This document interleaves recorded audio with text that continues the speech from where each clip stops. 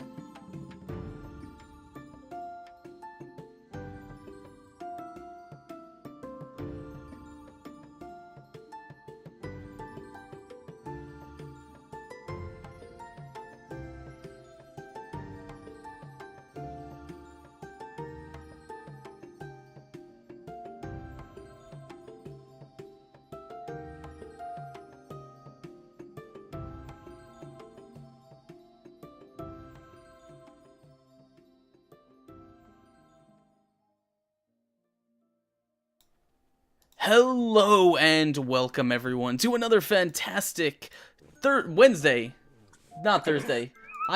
Guys, someone please get me a calendar. This is just Merry Christmas it's calendar. become very very difficult for me personally. Welcome to another fantastic Wednesday here on the Exploding Dice channel. My name is Askren and I am your host, and I am literally so festive. It's ridiculous right now. It's too much. Guys, welcome back to another episode of the Dobbers, where everything has been Christmased out. Daryl asked me to put stuff on the overlay, and I did. Yes, he did. He didn't lie at all. I'm hitting this thing right here. Yeah, it's encroaching. Encroaching Christmas. I really want a 20 D20 ornament though, like what you've got hanging in that corner. I literally just googled a picture of it, so I'm sure you can go on Amazon and buy it. No, I want that one. Oh, well. Sorry, go ahead. That I don't have. Guys, welcome. First, before we dive into things, hello. How are you? How's all our fantastic people here doing? Very good, very good. Wonderful. Great. Awesome. Why don't we start by introducing ourselves and telling everyone who we are playing today, and we'll start with you, Jess. I am Jess. I am Board Game Girl on all social media, Twitter, Instagram, and Facebook, and BGG, Board Game Geek. I mostly play board games, but Daryl invited me to Dobbers, so we're hanging out, and I play Ivy, who is... she lost her family. She's deathly afraid of birds because, birds killed her family. She's hanging out with this ragtag crew of people who are trying to save Dobberton. So we will attempt that again today. Sometimes we do well. Sometimes it's hard to tell if we're the good guys or the bad guys. But we try. And it's Christmas, so we're going to do great today. It's going to be amazing. Yes. Little moral ambiguity goes a long way sometimes. Yeah. Oh, man. And of course, next to her, we have Judo Killer.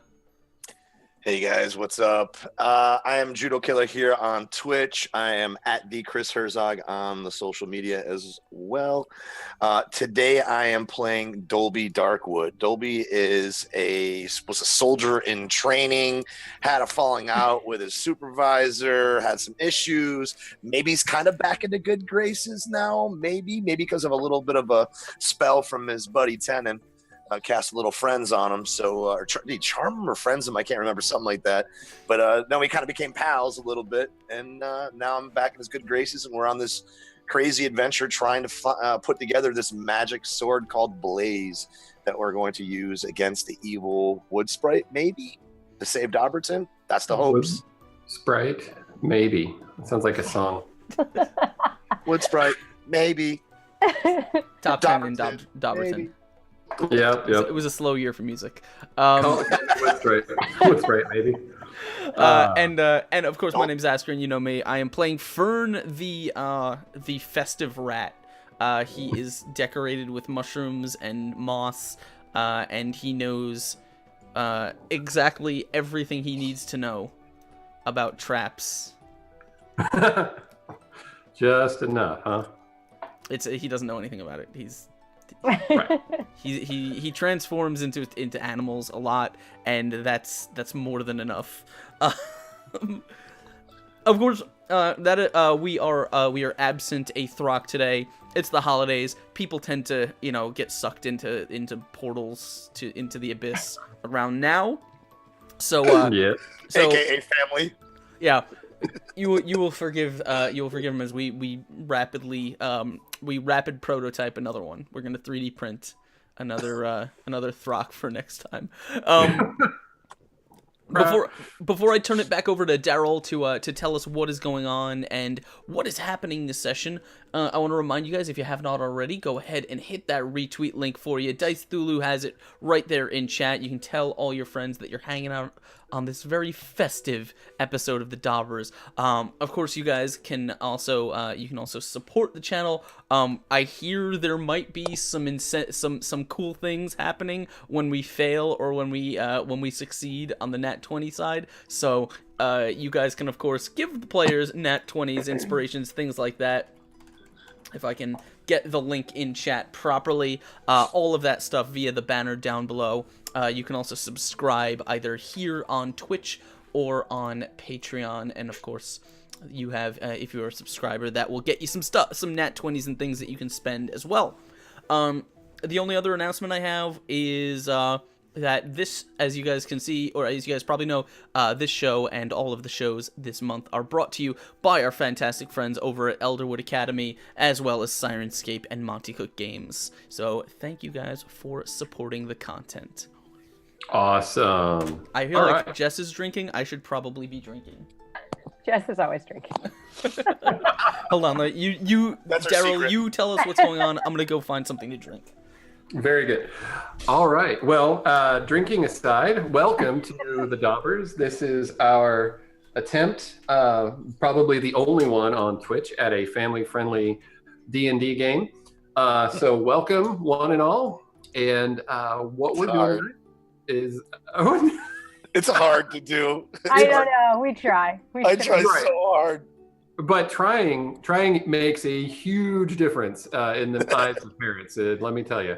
So I am Daryl. I am the Dungeon Master or Game Master, and I did the Dobbers a whole bunch of years ago. Finally have a chance to start exploring them professionally. I'm working on a board game that's going to come out in spring, and of course this fun version of them in D&D. And welcome to those who are watching. Thank you to my friends that are here. And Askren was absolutely right. We do have a new homebrew feature that I'm adding to the game. It is a random critical roll chart. So if anybody rolls a critical, whether it be a 1, or a natural 20, or if any are donated through the little chat funness, then I will pull up on this chart. We'll roll a D75, because you know those are around. And whatever I roll will be an extra little side effect, and I'll give you an example. So, say you roll a 35 for a natural 20, you deliver an extra 2 damage per tier of this attack. Let's say you roll a 1, and then I roll a 48 on the critical roll chart, and your magic item loses all its power till the end of your next turn. So those are some examples. We got lots of things. Obviously, there's 75 of them for both 1s and 20s. So I got a question. Does that mean donations over? I got a question. Yeah. Does that mean I'm going to get a magical item first so you can take the power away? That is what it means. Exactly. You just say the word and you get whatever you want. Excellent. I like this game. Right. Yeah, I played in a game, one of the charity games, and it was so much fun because the DM was like, just whatever. We'd say stuff in the wrong turn and say, well, can we say that happened last turn? And he was like, yeah, whatever. It was fun. People, whenever I do one-shots, people are always like, how do I build my character? How many points do I get? How many magic? I'm like, I don't care. It's charity. It's a one-shot. Right. Yeah. By the way, thank you. Speaking of charity, thank you, the Bitsman, for coming in. Always a good to see you, my friend. If you guys didn't notice, he added the hashtag charity onto his cheer there. If you guys want to help out, you can see that Twitch is donating a whole bunch of the cheers that you guys give to Direct Relief Charity. All you got to do is cheer with any amount and add hashtag charity to it. Very good. We can do that. Thank you. Ooh. All right, so are we ready to begin? Do we want to play a game? Whew. Yes, I do. Let's do this. All right. So is that whiskey? It's Di Serono. I don't have whiskey. I have this, and I have. Right. Amaretto is just as good. I'm good with that. I don't have any whiskey in the house. All right. So who can Judo give us a quick summary of last week's adventure? All right. Bill. All right. I believe we started last adventure where we had woken up with Herb at his house, and then we set on the road north. Towards Dobberton towards the South Watch, correct? And on the way to the South Watch, what did we? We ran into Tin. Oh yeah, Right. that's right, Tin. Yeah. He was in the process of turning into plant an zombie. evil tree shamble. Yeah, some sort of weird plant zombie, Tin, the clanky dude. Mhm. So we beamed him in the head with a rock. and I think that was Fern's idea. I think I threw it, but I think it was Fern's idea. Or was it Tennant's idea? No, I didn't really. I think I Yeah, you dropped were- him into a It hole. was 10. It was 10. Oh, that's right. He was Yeah, 10. Right. threw the rock, and then you created a hole. He dropped in the hole. We tied him up, dragged him with us to Dobberton, and then we moved into the university to go see. Give me a second, I got it in my Dinah. notes. Dinah. Yeah. Yep, to go see Dinah, old colleague of Herbert's, one of the 4 wizards that created Blaze, this enchanted sword that we are seeking out. And in that process, we did some studying at the library, I believe, and then I forget what happened at the university. What happened at the university? I remember we made a quick escape.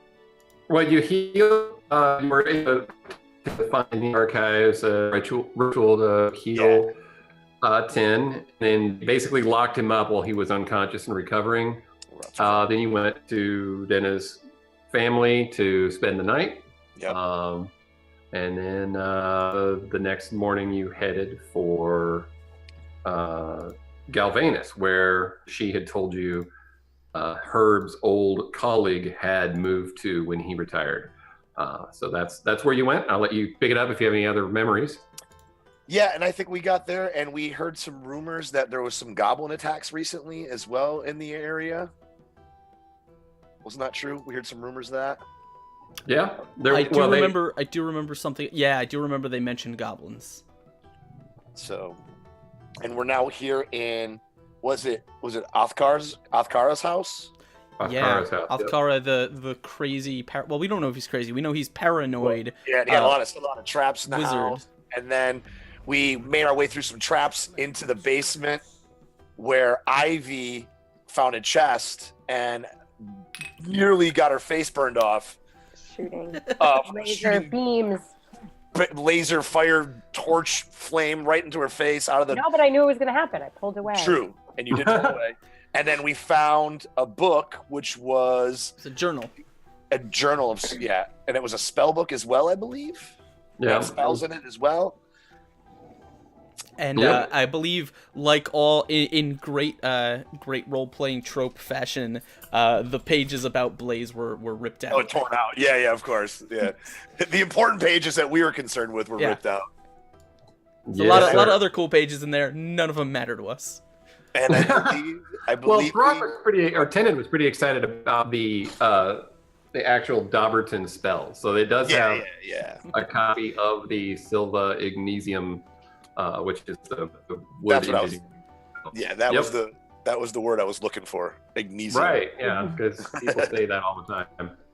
And I believe we just kind of finished with we kind of all found our little corners in the house and kind of set off for a night's sleep. All right. Well, that's great. Good job. Thanks for filling in the middle of it. Yeah. Yep. So, very good. And as described earlier, this is a house that is a little bit on the outskirts of town. He was a wealthy man, so he was able to be, more on the outskirts. He has some land. He was investing supposedly in a granary or something like that. And you feel confident that you can spend the night in the town, and you guys find your own little room or just your own corner in the town or in the house to rest for the night. Everything's pretty quiet. You're not, you're hoping there's no more traps. But what we're going to start with is while you're sleeping in the night, your good friend Ivy has a dream. So I'm going to describe the dream to you in the audience and then turn it over to her. Should I earmuffs? No, I want everyone to hear it. Okay. But it's up to her whether your character knows. So anyway, the giant hawk stands over you in your childhood bed. Its bloody talons grip the sheets on either side of you. Its powerful dark wings flap angrily, blowing your hair and loose leaves around your small bedroom.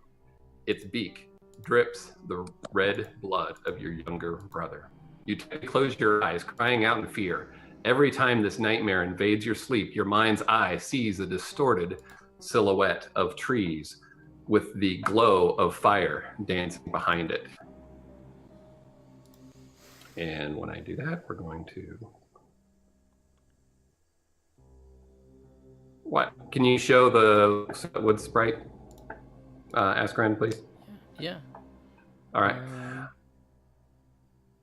If I can find it. To your great surprise, you now recognize the silhouette. It's not just a tree, but also the wood sprite. The hawk shrieks in fury, and you open your eyes. Its beak is poised to strike. This will be your end, there is no doubt. Every time you have this dream, you wake just before the hawk strikes, but this time you're sure you won't wake. This time you're sure you're going to die. This is where you have always woke before, but not this time. However, the hawk doesn't strike.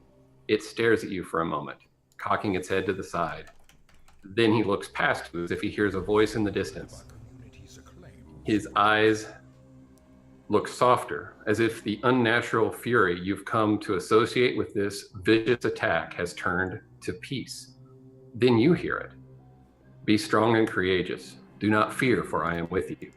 The voice fills you with warmth and comfort. You're sitting up in the strange bed in the strange room of Othkar's abandoned house. It's it's hard to breathe. Your mind is swimming and try to grasp your reality. Are you awake? Yes, now. But when did you wake? No matter how hard you try, you can't quite pinpoint a moment. Did you actually hear the voice of courage and peace? Or was it part of the dream? What do you do? Okay. So I'm over in my corner. I'm gonna take this all in. I think I'm gonna go to Fern and wake him up. Okay. All right, Fern. So It's morning yet. I just had a dream again. I've had this dream so many times. Would you like a mushroom to put you to sleep? No, Fern, you need to hear this. Oh. You know I was attacked. My family was attacked. They were Yes, killed, yes, and I was attacked. I think the wood sprite had something to do with it. Oh. She was there. I've never seen her before, but she was there. But I thought it was a bird. It was a bird, but it was about to kill me, and she was there, and I'm not sure if she was stopping it or she was causing it. You feel confident that the voice that was calming was hers. It was hers. Okay. Was not. So it was not hers. Okay. So was not hers. Yeah. Okay. So something stopped it. You say something stopped her Yes. from hurting you. Yes. Oh. But I don't know what it was. And I could see her there. She was there. Dire portents, but I'm not sure what to do about it. We seek to strike her down. Yes. I mean, if it wasn't her who stopped it, then she must have been the one causing it. She must have sent the bird.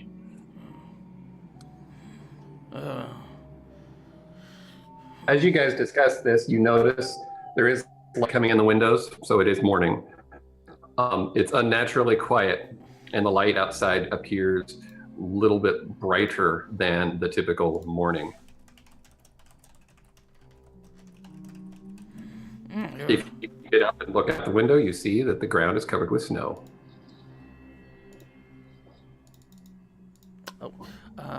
Sorry, I missed Zoom chat there. Fern will kind of like creak in his bed. He says, it's very bright out. Why is it so bright? You realize it's just the sun, the early morning sun bouncing off all the snow, giving it that sort of crazy bright morning glare.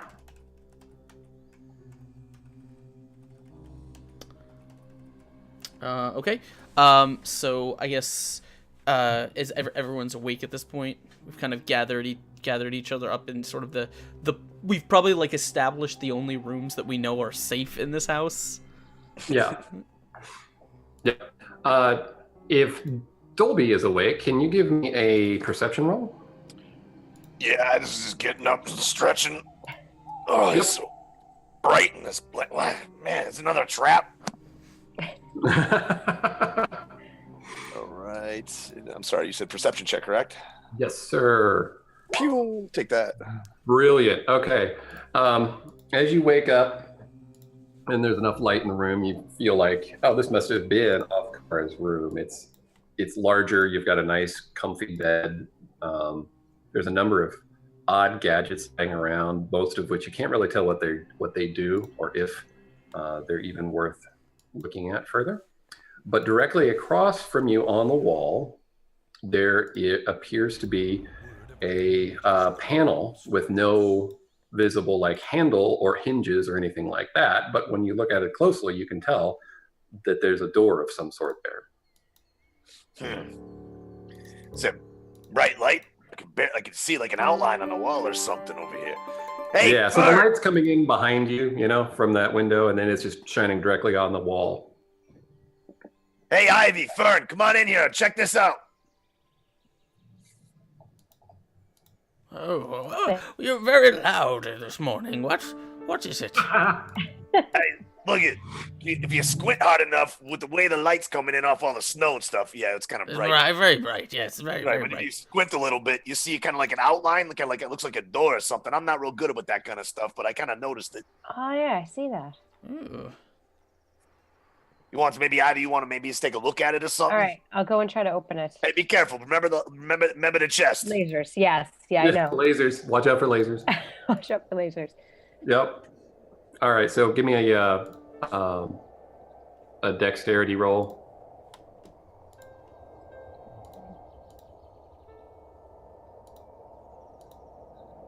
Good enough. So you feel around the edges of it, and you realize that there was a lot more effort put into hiding this door than there was into the mechanics of it. It's not even locked. It's just really hard to detect. So you're able to, with your nimble fingers, get around the edge of it, and you kind of tap it, and it just sort of falls out onto you. So now there's basically a hole in the wall. Within the hole, you see some wooden gears and other mechanical parts, and you look at them closer. Do you pull them out? Do you do anything like that? Okay. All right. So I can. Guys, there's like gears in here. There's something running something. They're just piled in there. Oh, they're just piles. Oh, they're just pieces. They're piles. Yeah, they're not. Yep. Okay. All right. Somebody was making something. Oh, he was a proficient trap maker and tinkerer. We know this already. That's true. So this is like parts and stuff. Do I see anything else in here? It's just parts. No, well, they are assembled into something. So as you look closer, Okay. Yep. You see what looks to be kind of a band that you might wear on your head, and it's got a glass lens that's like sticking up. You also see what appears to be like two clamps, and then a flat piece of board of some sort with some gears kind of under it, and the gears kind of stick up through the board a little bit so you can see just the teeth of the gears, and then a big tube, and in the tube is a whole bunch of crossbow bolts, and those are the two things that are in that. Okay, can you All right. describe the first one again? Not the two with the crossbow bolts. It was a head thing with a metal I guess like a magnifying glass lens. Yeah, like a magnifying glass lens. And it was just a band of leather that, and honestly, I shouldn't have described that it goes on your head because you wouldn't be able to tell really, but it's a band of leather with a magnifying glass that kind of flips up on it. And maybe flips down. Is this some sort of like armament, like Iron Man on my shoulder, and I'm Deadpool, not Deadpool. What's the other guy's name in the Suicide Squad?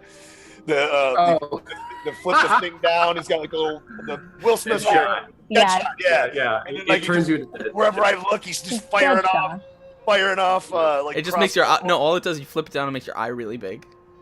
right. It magnifies your eye, so you look like a crazy wizard. It doesn't have like a heads-up display. Are you looking at these? Do I recognize it at all? Is there anything familiar to me here? Or? Yep. No, not anything familiar to you. You do, now that you've grabbed these two, do see some other parts, and these clearly are just parts that are in there that aren't connected to anything. So it's like literally just a sprocket and a little gear. So, okay.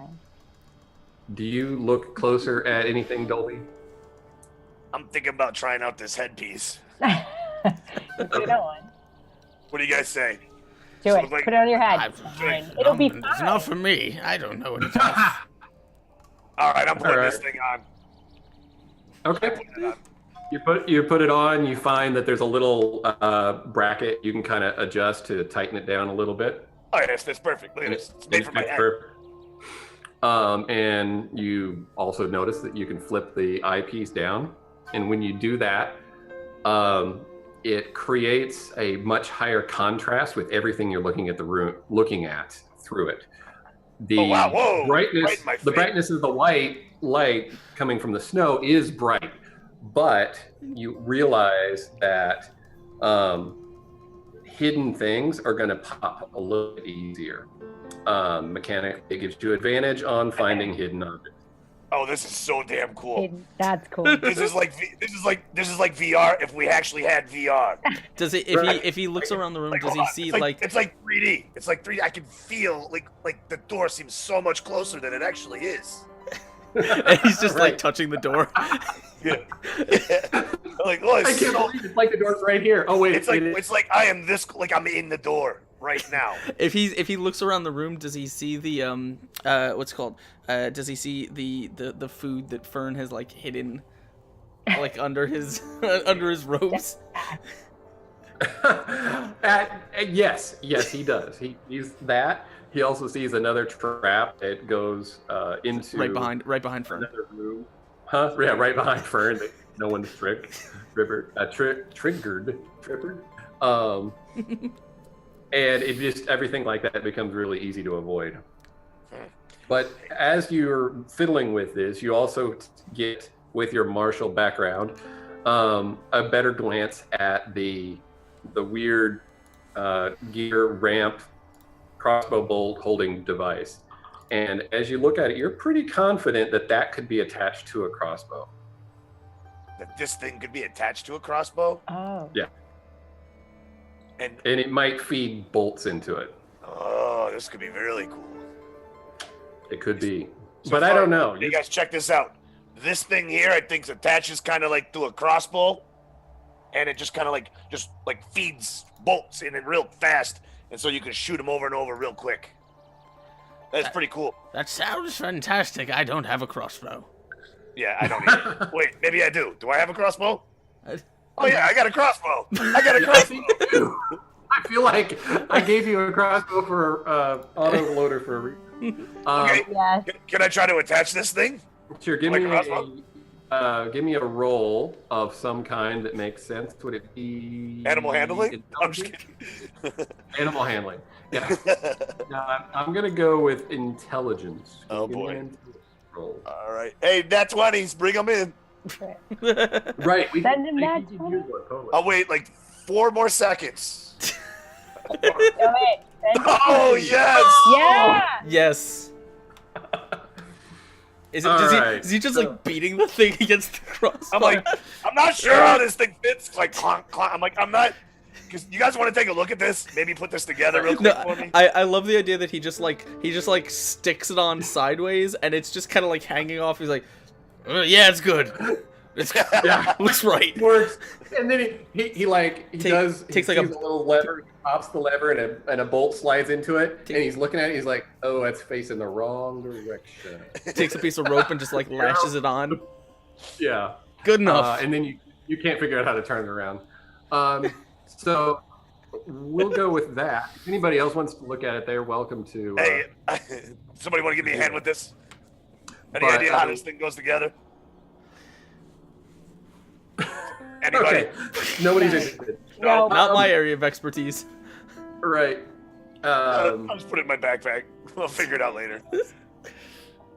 So while we are, Oh, hey, I hey, really Ivy. want to know, why can't I show anything to people in Roll20? Did I do something? Am I no longer a DM or something? No. I can't click on handouts, and Which one are you trying to show? I wanted to show the wood sprite, I don't even see that. the silhouette. See? I don't even see that uploaded. Huh. Yeah, I can get it and upload it. I can do that in 2 seconds. Well, I did the silhouette. Yeah. Anyway, it's no problem. I bet I put a bunch of stuff in the wrong place this So, time. That's useful. Dolby Okay. would turn to Ivy and say, "Hey, Ivy, I think you should take a look at these. I think these will probably work better for you than they would for me." All right. And I hand her the headband. All right, I'm gonna try this on. Oh wow, It's bright. Careful. it's really bright. But isn't that cool? Wow. Careful, you get a little vertigo at first. Ah, so dizzy. I can see everything. Well, this could come in handy. We could use this. I figured better suit you than me. It's just me. Okay. No. You're gonna keep the crossbow though, with the bolt. Yeah, I figured things out after a while. I'm a little slow got at it. You got first, that? but All right. I'm a learner. I'm a trier. I'm a trier. You know, I'm not always take great at them off. executing things, but I do try. Right. Does it work Yep. well? We're in a dark place. We need to look around. It's bright in here though. Yep. So, but yeah, I wanted to show that because that's the way Ivy sees the wood sprite in her dream, is the silhouette with the kind of fire dancing behind it. So anyway, it is morning, and like I said, the ground outside is covered with snow, and things are looking pretty peaceful from your neck of the town, kind of the outskirts of town. What do you guys do? So what was the last thing that book said that we were supposed to? We I don't remember. My memory's very bad. Well, I think Frock actually is the one that wrote it down. Yeah, exactly. He's like, I got the notes. Don't worry about it. Yeah, and Yeah, I forgot. Do I want to do a Throck impression? do it. Do it. Yeah, no, don't do it. Yeah, do it. No, don't do it. Do it. I'm getting mixed signals. Do it. All right. Of course. He hold on, wait. He says, now I'm overthinking it. Well, let me just look here in this book. Let's see what we got here. And he opens the book. And what is the last thing that's in it? there was a description of the different steps he was going through to try to figure out how Kalen was using the sword blaze to transfer souls out of creatures into objects in order to create living constructs. Right.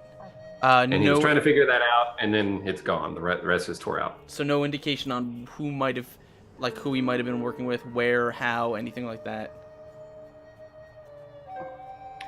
No.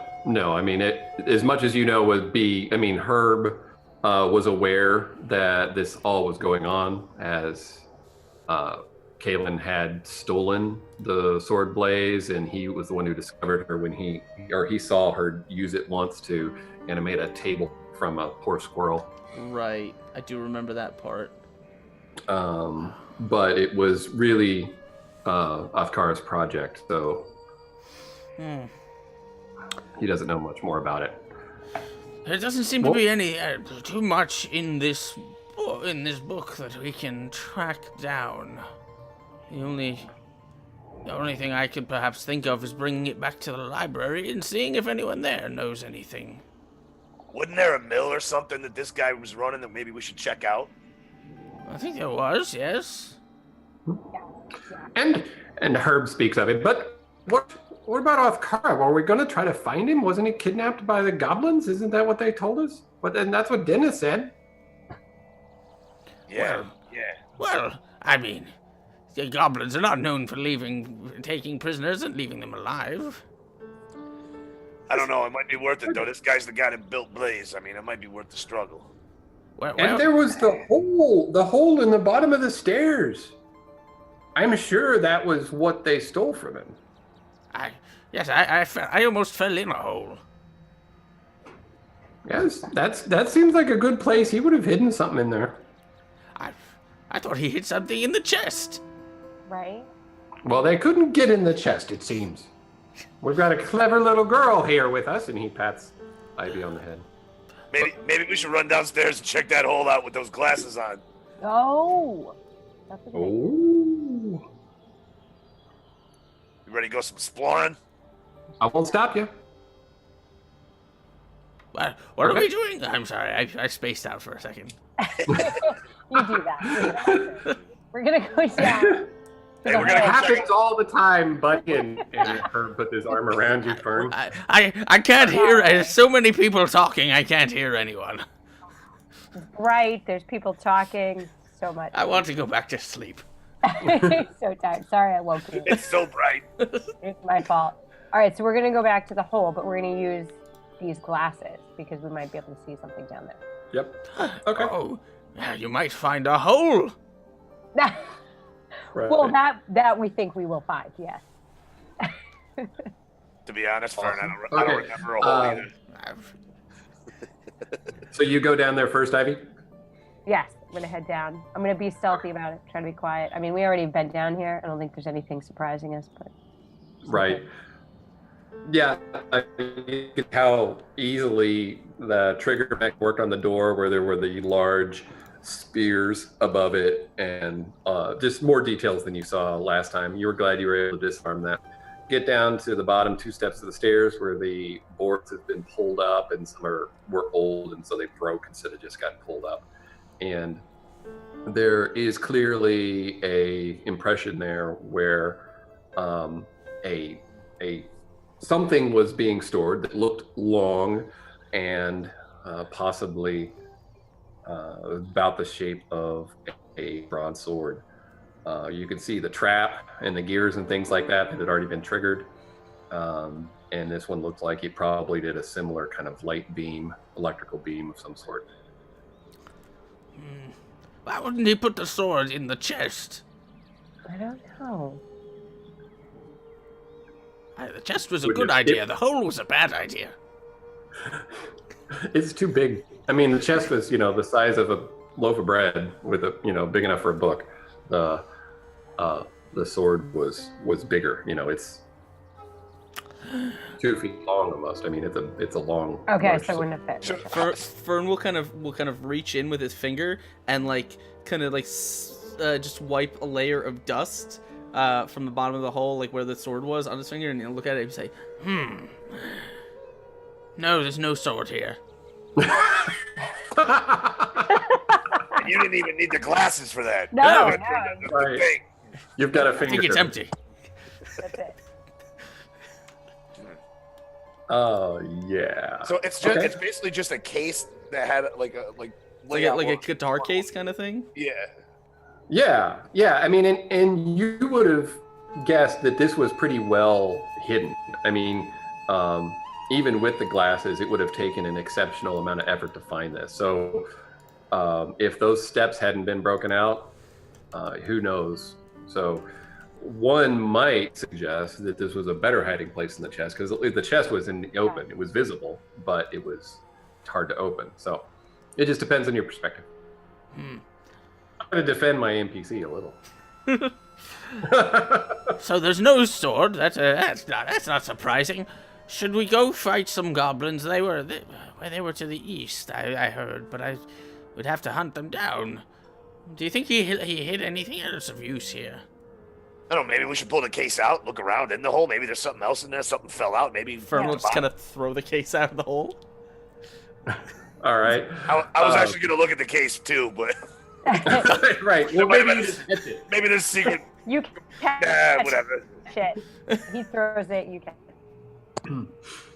Yeah, there's a shield under it. It's a small buckler. It's got a emblem of fire, like a flame emblem on the front of it. Fern will kind of take it and kind of like put it on his head with the leather strap and say, It's a metal hat. I'm not do we tell him? I mean, do we tell him? I've never worn metal before. I don't like the feel of it. Oh my gosh. Should we tell him it's not a hat? I'm just wondering. Because this is kind of cool. I kind of like, I'm waiting. I want to wait for just enough people listening in the audience to start drawing pictures of this. and then we tell them it's not a hat. Not a hat. Right. So. he's adjusting it on his head. That's very, very nice, Fern. That's nice. It's uncomfortable. Good. You look great. I think it's made for daubers. Right. It might be. It might go on a Dobber's arm. That's the thing. It might be a little different. Why would you put a hat on your arm? Yeah, it's a metal hat. They're hard. It's good. It keeps the arm safe. An arm hat? Yeah. Yes. Yes. An arm hat. We'll just leave it an arm hat. Did we do I real was an yet? arm hat once. Okay. Herb kind of looks at you oddly. I believe that's buckler. It goes on it's for fighting. It's not a hat. But I bet that's a pretty special. Herb's that guy, huh? Yeah. I bet that's he's like, now he's really concerned about Kara, though. You can kind of tell he's like, I want to know what's going on with my friend. So he's not amused. Herb is not amused. But you guys are still in charge. Well, I for one think either if we think he hid something in his mill, we should check there, or I suppose we have to hunt for goblins. I don't know how to hunt for goblins. I've never done it before. Large, smelly creatures. Just. I think it's a lot like. It seems to me somebody would around here would know thing. Yeah. I'm sure there's someone for us to talk to. It's, to me, it's just like chasing dust bunnies. I think that's how we're gonna have to handle this. That's funny.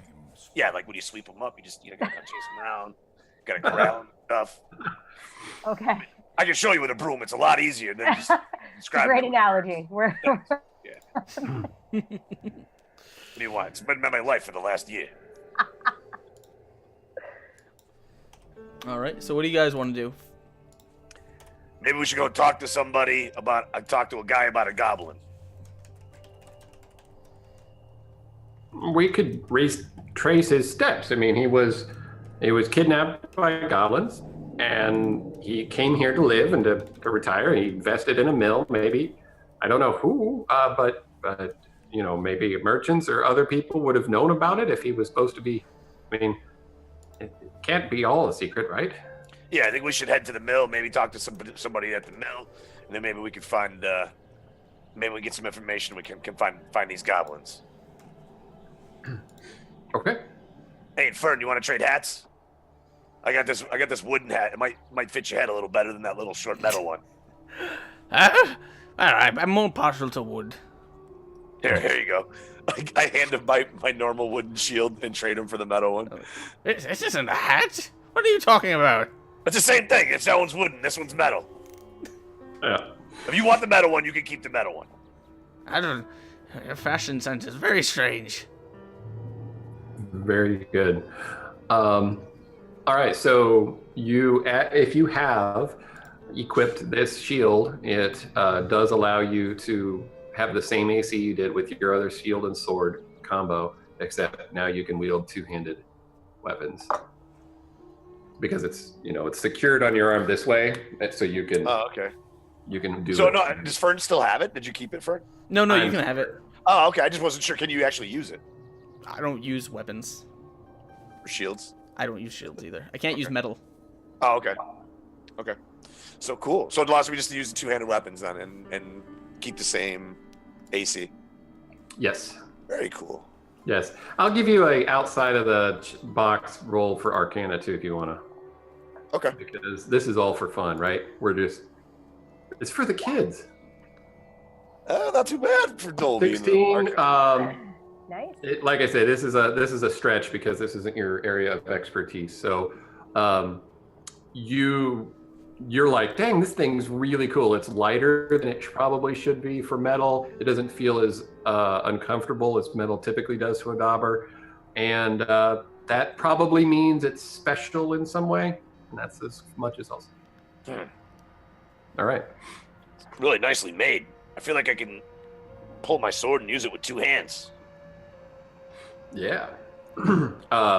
Which also might imply that Blaze is a two-handed weapon. Anyway, sorry.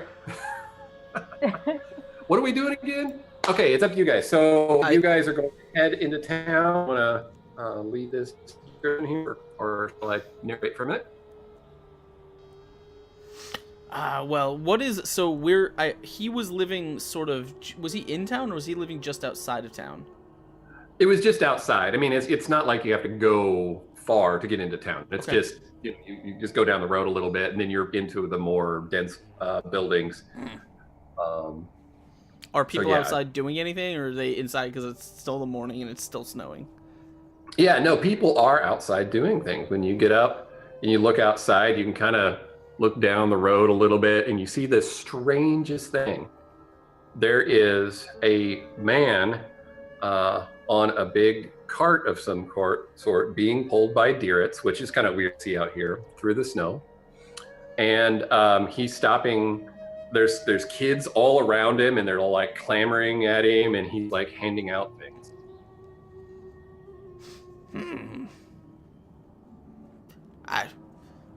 I didn't know deerets lived this far out in the woods. You realize with all of the commotion that the last few days have just been so busy. There was all the adventuring you've been on.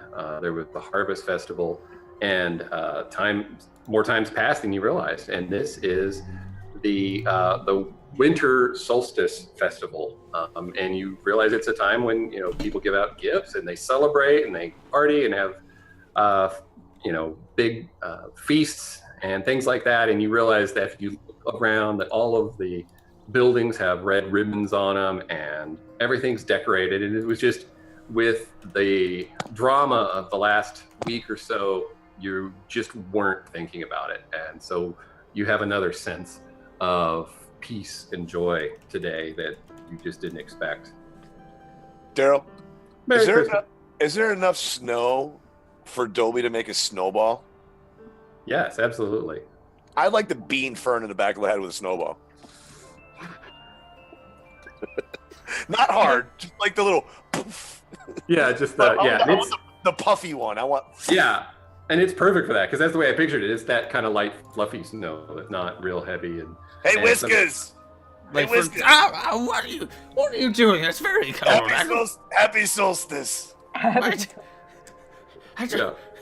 What do you mean? I throw another one. Yeah. And Oakden is far enough south that snow is super rare. So at least that's what we're going to go with for today. Is it some sort of festival? It's our winter solstice. I don't know. I do not know why daubers are so prone to celebrating such things. It's a perfectly normal celestial event. Ah, come on, time to be happy. I slap him on the shoulder. I'm like, Ivy, tell him some stories about the solstice.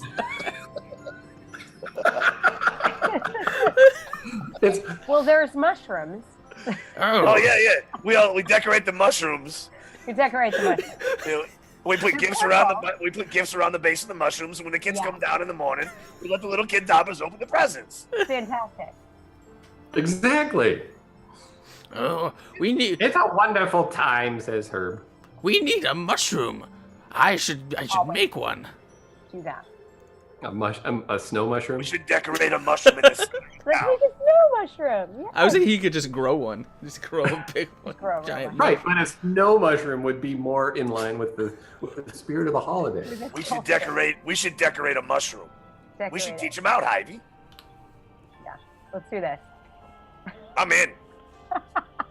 We're not in a rush or anything. We have no mission No. to accomplish. There's no mission at all anymore. I don't know why. Let's build a mushroom.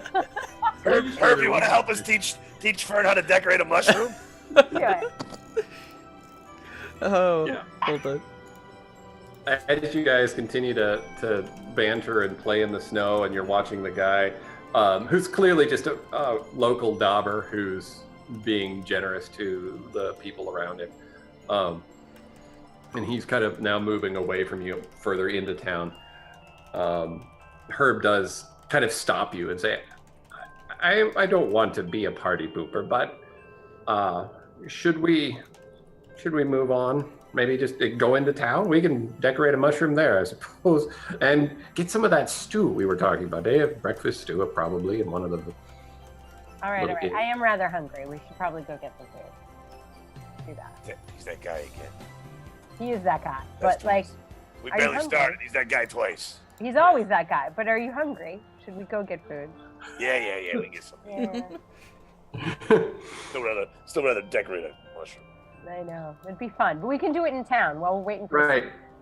Yeah, I mean, and this is why, and Dolby, you realize this is why retiring out to the East Watch, Galvanus is close enough that it still has a little bit of it, where you just have that sense like everything feels safe out here. So the urgency goes away. And I think it's actually apropos. So continue. Yeah, I know this is not my town per se, but it's got that my town feel to it. Is that what you're kind of telling me? Right, it's got the My Town feel. The people you see now on the streets, they're all happy. There's nobody's worried about the rats attacking. Nobody's worried about the rot. And everybody's just drinking their morning chutney and teas and eating berries. It's really a good morning. So. All right, we should go find something to eat then. Okay. All right. So as I described, you do pass a number of houses and things like that. Everybody's self-absorbed right now. I mean, they're absorbed in each other. Not being selfish. I don't mean it that way. So no one notices Fern, unless he makes a show of himself being a rat. So I cover him in snow a little bit. Right. Well, you got a hood or something, right? That's good enough for now. A hood with snow-covered mushrooms, snow caps, and Blending into the snow. you're blending in just fine. You make your way in just a few blocks, and you're into the heart of town. And this really is a merchant city. This place is all about sorting out the goods that come in from the farms just to the east of the always green forest. Also, they do a lot of trading in different types of wood that are more rare. There's a lot of things that come from the north forest, from the mountains north of the forest. And they even trade in some metals and spices and things like that. So there's lots of shops. There's a large kind of merchants guild where they would do things like managing how they price things and whatnot, coordinate between different merchants. And there's also a nice, pretty well-do looking inn / restaurant. And again, everyone is out and happy. Happy Solstice Day, a nice dauber says to you guys as you pass by. Happy solstice. Happy solstice. I hope you had fun with any gifts you got this morning. My wife got me a great shovel, and it was carved out of mahogany, which is harder than the other one I had, which kept breaking, and I had to keep repairing it. So I'm pretty excited about that. I mean, I I grow turnips, so I have to dig a lot. I need a good shovel. And he's just like, blah, blah, blah, blah, blah. He's really happy. Hey, look at that guy. I got an arm hat.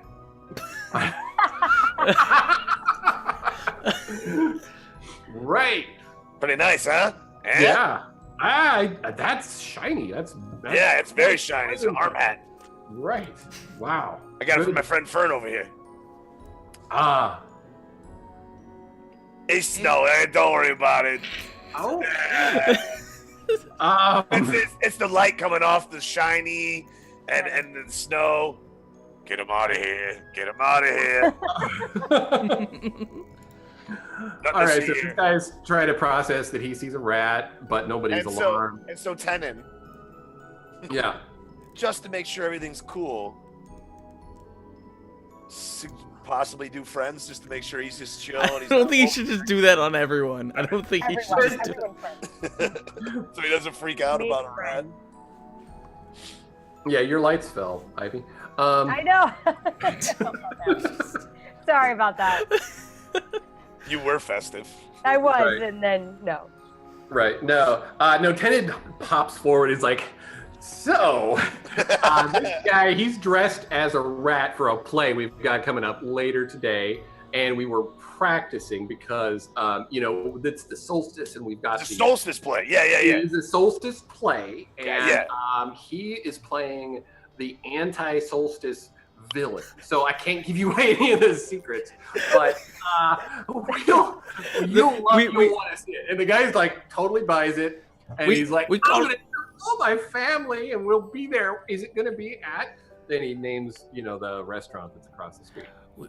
We call it the rat who stole solstice. That's it. That's It's gonna be a perfect. good That's one. exactly I what got it is. mushrooms. Yep. Okay. And All right, see you later. Keep it moving. Keep it moving. Go, keep going. where do you guys go? Are you going to go into any of these buildings? Or are you looking for the granary? Or do you know where it is? So you have to ask somebody something. Yeah, we could. Fern, maybe. How we gonna get you in the restaurant? There's gonna be a lot more daubers in the restaurant. I don't know. Can you become a dauber? You become a lot of things. No, of course not. Really? Okay. No, just A animals. dolphin, but not a dauber. No, I can't. Not people. No. Just animals. Maybe Herbert needs a seeing eye, seeing eye squirrel. Oh, that would work. Tenid pulls out a big scarf that's kind of gray and dark. And he wraps it around your head under your hood and goes over your nose. And he's like, maybe if you just keep your head down a little and people can't really see your head, I don't know, it might be worth a shot. Sure. Fern will put on the scarf. Okay. All right. Well, I just imagine him being like this weird, like dirty, like bundled up, thing. Like you put the little mittens on him. Yeah, you just cover all the fur. So roll a deception check. My leopard rat. Your permanent deception roll for the day, and see if you can just pull it off enough. All right, nat 20. Do it. Oh, Luke. deception Do check. it. Let me see. Hold on. it. Fern is here. With advantage, isn't that what you get if somebody helps? You get advantage. Yeah, help action. Sure. Yeah, so 10's helping. 2 nat 20s. Where's my deception here? Deception. Oh, this is gonna be good, guys. Hold on, let me just fix. Because you're not intimidating at all, right? And that's their charismatic, I guess is the word I mean. Yeah, no, I'm the least charismatic thing in the world. Right. I hate that that's under charisma, though. That's just not the way I would do it. But they didn't ask me. I got an 11. Oh, Oh no! Oh no! Is that a crit fail? No, you went under because of your minus. Right, he rolled a 2. It's a 0. That's the best ever. But you got help. So your 11 is what we're going to go with. Yeah. So wrong. So at a glance, you pull it off. It's I mean, a really, great if someone's scarf. not looking, then you're covered up enough that you're not noticeable. But if somebody is looking directly at you, your nose is just sticking out too far for the. I imagine he's literally like he's just got the scarf around his neck. That's it. It's just completely normal.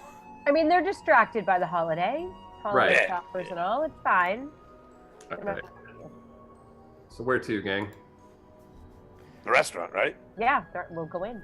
Yep, let's do it. Okay. All right. So you walk in, and Table the first for thing 5. Yep. Is there a hostess? Oh, Smells very good in here. Dolby It's table no- for 5. a table for 5. Yeah. Okay. So you walk in, but the first thing you notice is that they have all the tables lined in long rows, and they're basically full. And there's even a really big buffet. So if you can imagine, kind of a medieval Hennessy style table with some little handles above it that are, kind of bouncing heat off of some sort of reflective material to keep everything warm.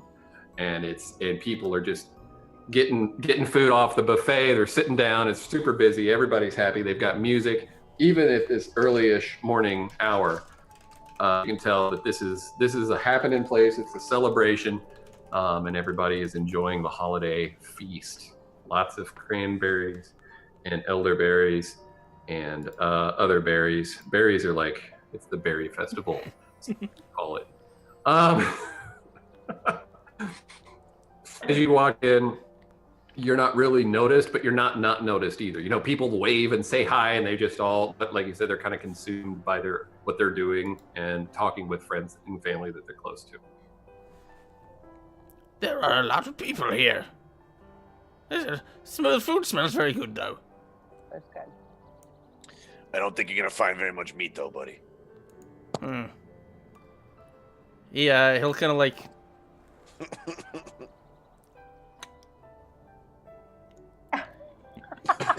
Right off the back. right off the bat. Okay. Real inconspicuous. Pretty soon there's going to be a chair to trip over. I'm feeling it in my future. Yeah. So, There's a lot of chairs in here. Be very careful. Tadden, careful of the chairs, buddy. Right. A young female dauber comes up to you, Dolby, and says, "Hey, welcome to the Bint branch.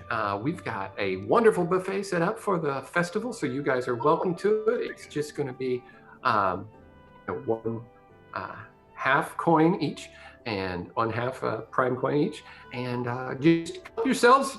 It's all you can eat. Enjoy the music. There's drinks over there. There's mead. There's cranberry juice, and there is some tea if you want something hot. I'm just glad you're here. I hope you guys have a good time, and you, sir, probably should wash up a little. Just, it looks like you're, I don't know. I always but- tell myself, Yeah. gotta hygiene. Fern is kind of like in his Can I get you a new coat? You probably need a coat. We've probably got something in the back that's been left from somebody before, and it won't have the things growing on it. Okay, I'll be right back. That'd be very nice. I appreciate it. Hey, by the way, do you happen to have a table in a corner somewhere? Kind of, in case, he does kind of. She doesn't hear you. She's already kind of scurrying away. If you look around, you can find that the big long tables are not their standard fare. So that's been brought here as a special occasion. So you can find lots of tables are kind of pushed out to the side. They're just being unused. It's like complete, privacy if you want it. Okay. Little round tables. Yeah, I'll move off to kind of the side a little bit. Okay. And Dolby goes and fills up. Oh wait, do we have that money? I don't even know. We have money left. Yeah, you have plenty of money. Tenant took the money that you guys found and Fern like pulls out one of those wooden coins and he's like, Yeah, You're trying to break it. yeah. She said she wanted half of one. Yeah, that don't let him go. it's Let him five of the little ones. go. Herb Yeah, I got said. it. Here, give it to her. Okay, fine. Yep. So And he Dolby's does gonna use grab money a lot. Dolby's gonna grab his plate and run up to the buffet. I imagine Dobbers like paid him a lot when he was healing them and he collected the coins. He just never used them for anything. right. No, I totally would buy that. Yeah, I mean, in Oakton, they would have used bottle caps and things like that too. So you'd have like a random collection of prime coins and Just a whole bunch of stuff. Yeah, all valuable to somebody, just not you. Buttons and All right. So I'm going to let you guys describe what you do here. If you want to talk to people, if you want to just eat and enjoy the event, that kind of stuff. So you lead the way, and I will happily follow along. I'm going up to the buffet. Anybody going with me? I'm joining you. Let's grab the plates. Let's go. Yeah. Oh, look at, they got acorns, sauteed acorns with mushroom and onions. Cranberries. There's This is great. Oh cranberries. yeah, the cranberries and the acorns. They got everything up here. Squashed acorns. Right. It's great. You just like spoon and like, wait. That's what Should we bring some back for Fern? Is he gonna eat? Yeah. I He's don't gonna think eat the mushrooms on his back. What do you want? Nah, don't worry about him. Don't worry about him. Look at this. All right. Just piled up lettuce, everything. Just They're so good. There's This is radish gonna- casserole. There's corn soup. Spinach pie. Anyway, I don't know. Are those things even real? I got all of it. It doesn't No, matter. no, that's you've not been saying a real food since we started. Spinach pie. That's what I was going for. Free fish. That was the joke. Oh, triggered. No real it's food. just all fake. Fake food. Okay. All right, we've eaten. The food is done. Okay, so you guys have your food. It's really good. I mean, it's just like you would expect. Not perfect at times and whatever, but like I said, you're pretty well off by yourself. What All should we do? Should we listen in? Oh yeah, I think we should listen in here as we digest this stuff. They're talking about. All Have right. they seen any goblins? Yeah, I don't see any either. No, but have they? Maybe they're talking. Yeah, maybe we should listen to them. Okay. Yeah. So if you want to give me a perception check. Should you flip the thing down, or are you keeping it up? Are you just wearing that thing all the time now? Always. With your eyes bugging out? Always. Oh my. What about you, Dolby? Can you give me a perception? Yeah, I'll Help take me it. out. I'll take a listen. I got There's it. just there's too much din. It's hard to hear what everyone's talking about. Dolby, I will give you a little tidbit. You hear someone talking about a store, and there's a rumor that they're doing business, and it's some merchants that are kind of complaining, and he's just he's like, yeah, did you hear about Tori's store? Apparently they're trading with all types of people, even non-dobbers. So I don't know if we should kick him out of the guild, or if there's any disciplinary action. But that's sort of all you can really get out of it. And then he's talking about the price of beans versus the price of corn. And Yeah, I didn't hear anything. None of that matters. Nah, nothing. I some merchants. Yeah, whatever. Nothing interesting. so your waitress comes back by. Hey, I don't recognize you guys. Are you new in town? Oh no, we're just passing through. Passing through. Okay. Yeah, just Ah, enjoying you must be. the holidays. Are you here to trade? Are you here to trade? There's, they have meetings every other week over at the guild, and We are looking for someone. you are. Yes. Well, I mean, A colleague of ours. maybe I would know them. Can I help? Yes, they're green and not very nice. Yes, Oh. that's what we're looking for, right? We're looking for the goblins, right? Yeah, well, we're actually looking for Afkara, who we heard was taken. We're looking for goblins. Othkara. Yes. Oh, that was such a tragic story. Yes, he would you mind sharing it with us? Yeah, he was working here in town, and he had just developed a relationship with a few of the merchants in town. his granary was doing, I guess, pretty well. I mean, it's not really something I work with a lot. But, you know, my father does try to get me to pay attention when we're talking about trading and merchant abilities, but it's not really for me. If you want to know, I mean, I love to paint, and I've been practicing a lot. So do you guys collect art or anything like that? I've got a really nice collection. I'm sorry, I'm talking about myself. You guys were asking about Kara. Yeah, so so he was trading with Tori and Aelin, and Who are they? They sound unsavory. Hey, wait, Tori, I think I heard that name a moment ago. They're merchants. Tori was dealing with some metals and spices and things, minerals that he was collecting from the north. He has, I guess, a relationship with a town in the north where they do some mining. And Aelin was where he was, I guess, selling off his grain to then trade with Aelin. And I don't know what kind of business he was kind of putting together, but it appeared that he had some gears in place. The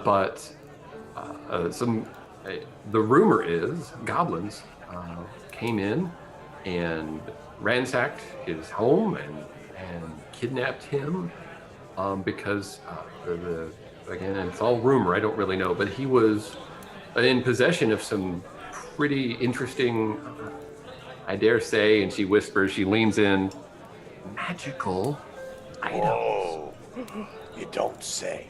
Yeah, that's what they say. And there was a horde of goblins, and they just came in the night, and nobody saw them. But somehow they came in, and nobody saw them, and they kidnapped him, and they ransacked his house. I don't know if they got the magical items or not. But don't tell anyone I said that, because No, of course not. Yeah. Let me ask you a question, though. If someone wanted to find out about where these goblins could possibly be hiding, do you know who we could talk to? I mean, I've heard about this Tory guy a couple of times today about something maybe that he might have been involved somehow with Athkara and some other kind of weird stuff.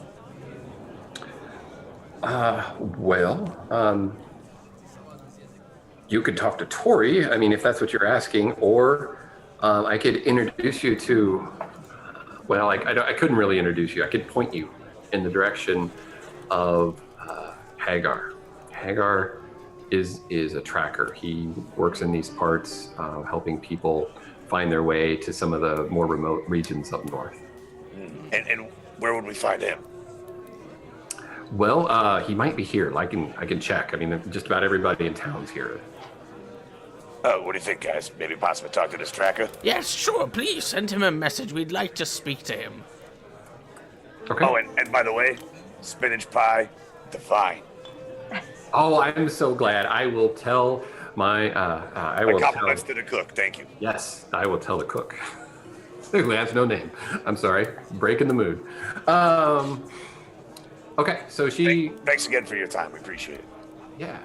Oh, of course. I'm always here to help anybody who's in town. So she scurries off back into... When she does scurry off, Fern is going to lean in and he's going to say, something just came into my head. It's just... They said the goblins broke into the house and stole things, but the door was locked and we had to get inside. And no traps were triggered. You're onto something. How did they get in and get out without setting off any traps? I don't understand. And she said it was a giant horde of goblins and no one saw them? Yes, they're not known for being stealthy. Rats are sometimes stealthy, but goblins make noise. So right before she came over, I was listening. I heard this Tory merchant guy hearing about maybe he's dealing in some illegal goods and stuff. And then she mentioned it again that Athkara had some dealings with him. Maybe that has something to do with it.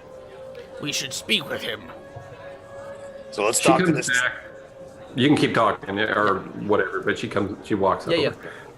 I don't see Hagar out there, but I can leave a message with Tad. Tad's the owner of the bar, and he'll let me know. Or I mean, how can I contact you? He'll be in here though. He always comes in and has a couple rounds each night, unless he's on a job. Fern will kind of reach into his into one of his like pockets and pull out a seed, and he says, You take this, and you plant it in the dirt, and then it will grow into a plant. And then, when that plant grows, you speak into it, and we will know. It takes a few months. But I will want to talk to him tonight.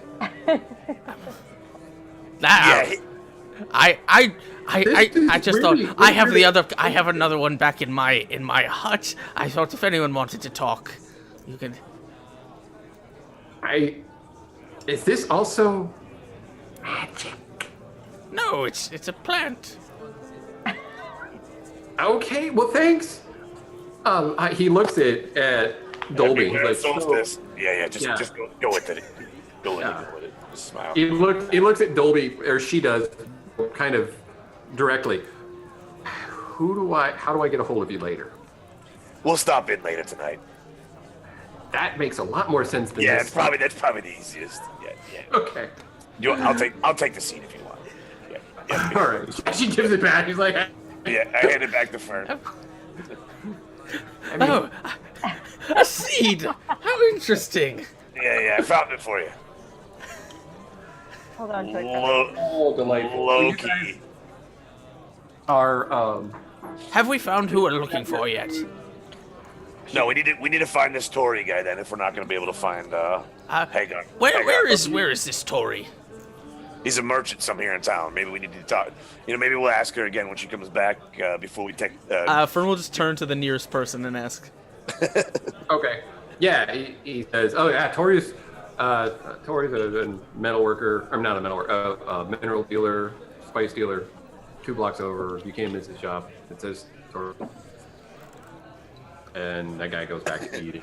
What does it say? I just got robot noises Yeah. right there. Oh yeah. It's just called says- blurp, blurp, bleep. Yeah. It's called Tori's. The sign is just a blur. It's all blurred out. It's copyrighted.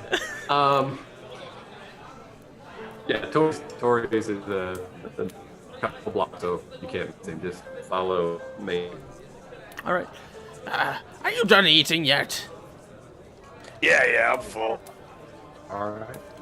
The lady came back to take the money.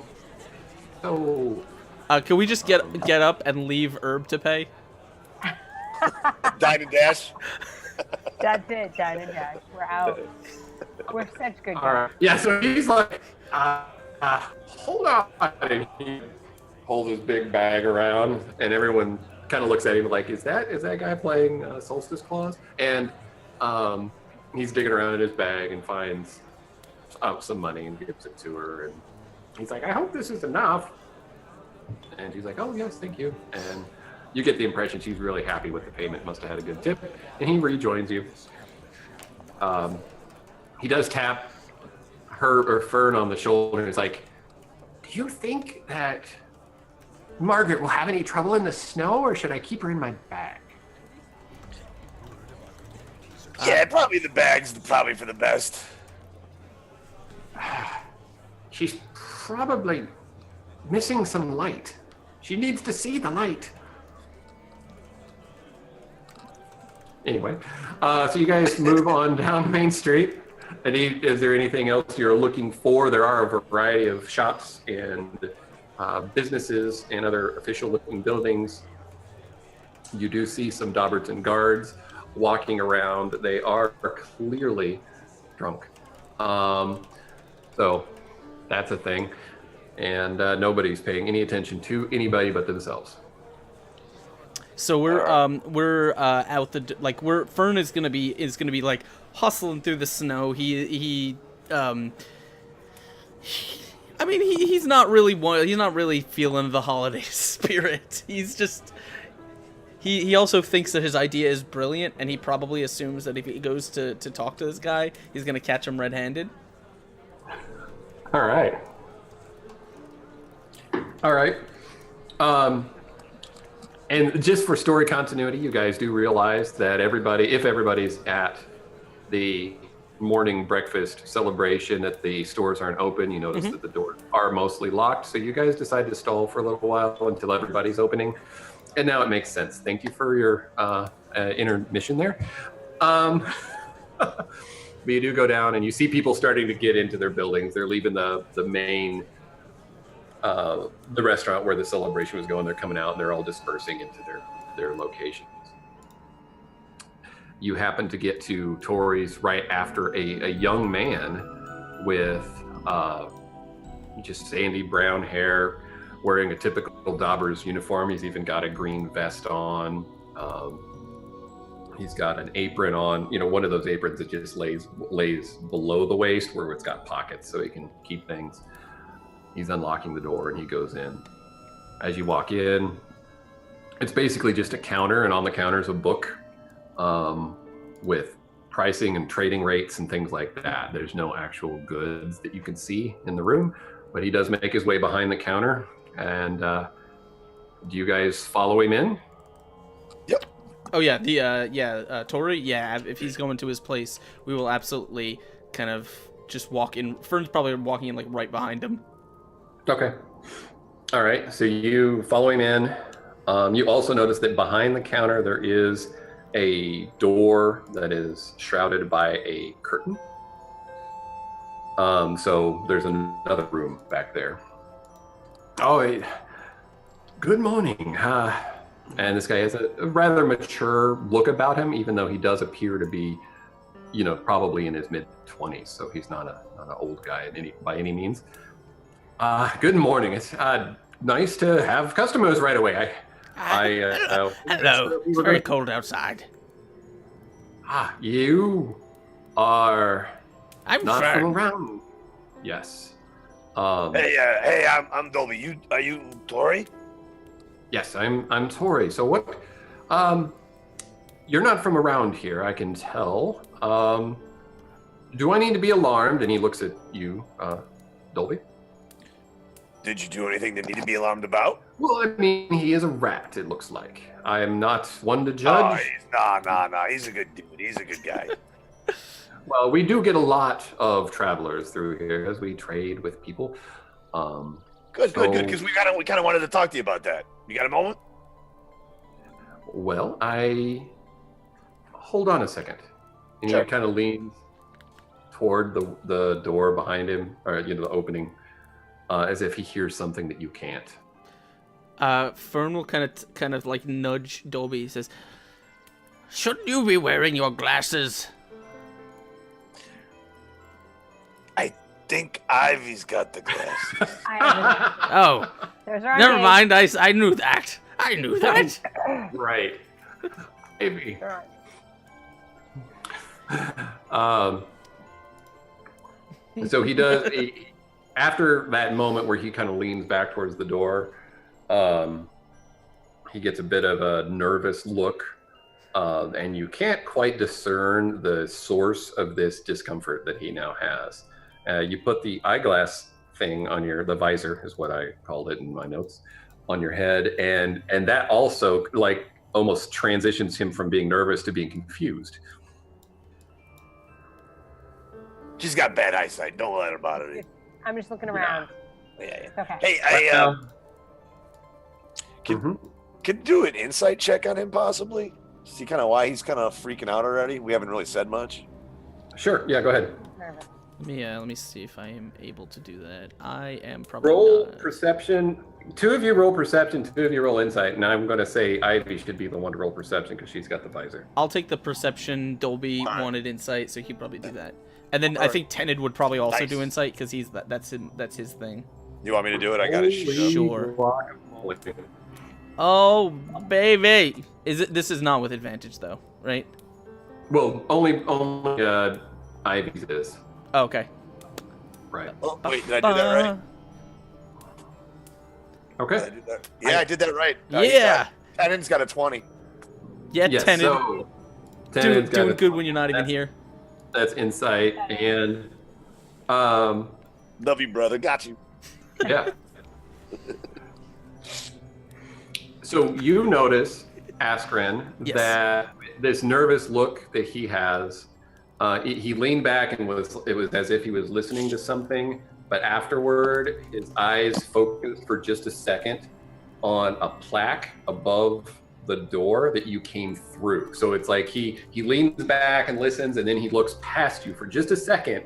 It's almost like it was he does by habit, and then he quickly tries to refocus on you guys. So he's looking like over our shoulder at the door. Yeah. Fern will kind of like, as he's doing that, Fern will kind of like tilt his head so he's like in the dude's eye, like eyeline. Says, "Hi, hello." Right. Yeah. So when you do that, I mean, he's like, "Oh shoot, I should have looked that way." Do you look that way? I mean, you got a good enough roll to know that you look at something. Yeah, I mean, Fern probably doesn't have enough self-control, so he probably would. Okay. Is there something over here? Tell me to leave the door open. Right. So you notice that the way the door frame is constructed, there's some rather subtly carved runes just above the door. Tenid notices right away that this guy is hiding something. And what he's hiding is that there is somebody else here, and that the details of which, of course, are just not revealed, whether he had a 20 or not. Can I make an Arcana check on the runes? Yes. Sure. Roll it. Doing it. Normal roll. I got a nat 1. Oh no! Oh, it's a nat 1? It's a nat 1. Oh shit! The crit chart for that. Oh, God. Oh, God. Here's where it happens, Easy guys. fail. This is it. Rip. Oh, how do I use this silly thing? Okay, so 74. Oh boy. Did it do anything? There we go. 47. 47. Alrighty. What do the runes do? What do they do? All right. Rip. Okay. As you look at the runes, the light from the snow just bounces up through the door and blinds you for one turn. Ah! Ah! Oh, Fern, you all right? What's going on, buddy? Oh, I'm blind. No, rub some mushroom on it. Is there something wrong with your rat? That's why he's blind. It's not from the light. He can't see because of the mushrooms. It's the mushroom. Nah. If you people are here to do business, can we get on with it? What are you trying to blind my friend for? Fern like bumps into a coat rack. All right, I got you. Settle down. You'll be all right. All right. Just Sorry then about why I hate my internet today. Just then, the curtain over the door behind the counter moves, and the first thing you see is a long green nose. Put the curtains apart, and then I didn't hear it all. Dude. I will start it up. Oh, hold on. Am I robot man? Yeah, you're robot-y right now. All I heard was nose. That's all I heard. I was like, uh-oh, that doesn't sound good. Oh, jeez. So the curtain parts, and the first thing you see, the curtain behind the counter parts, and the first thing you see is a long green nose. Oh, no. Then Goblin steps forward through the curtain, pushing it to the side. Well, guess we don't have to go very far. Yeah. He's about 4 foot tall, so he has to stoop quite a bit to get through. His large ears actually press against the door because his head is just like large and bigger than his body.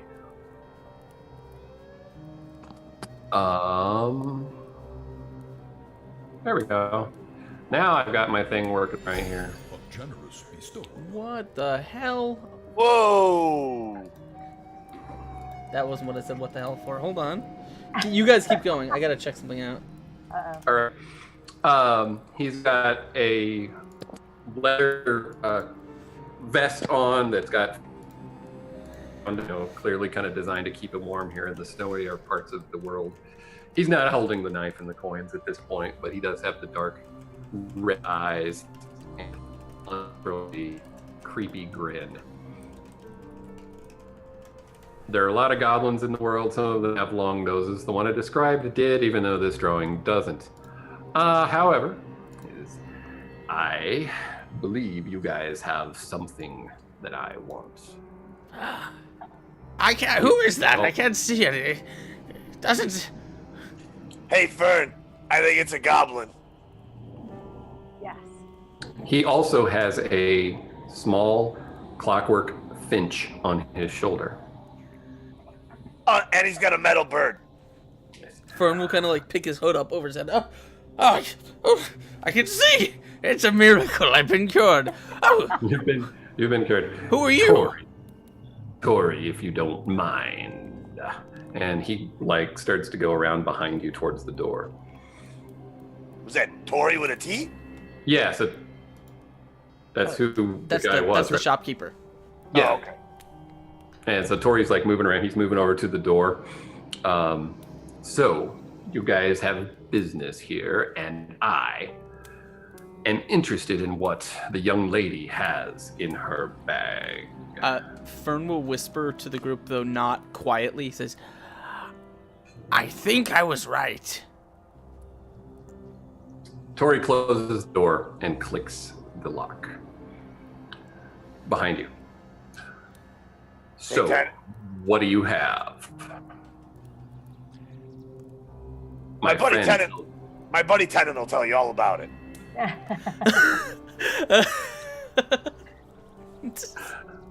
I don't think it's fair for me to have to impersonate Tennant and play the goblin. So I'm just gonna throw that out there. So go for it. Whoever wants to be 10. What does he want to use? I don't think he can do charm person, can he? Because he's a goblin's a creature or something, or like No, charm person should work on humanoids. Humanoids, yeah. Yeah. Yep. I think Tennant's gonna cast charm person. Now, I don't think there's any way for him to do it stealthily. Is the problem? Well, this guy just locked the door on us. I think his intentions are clear.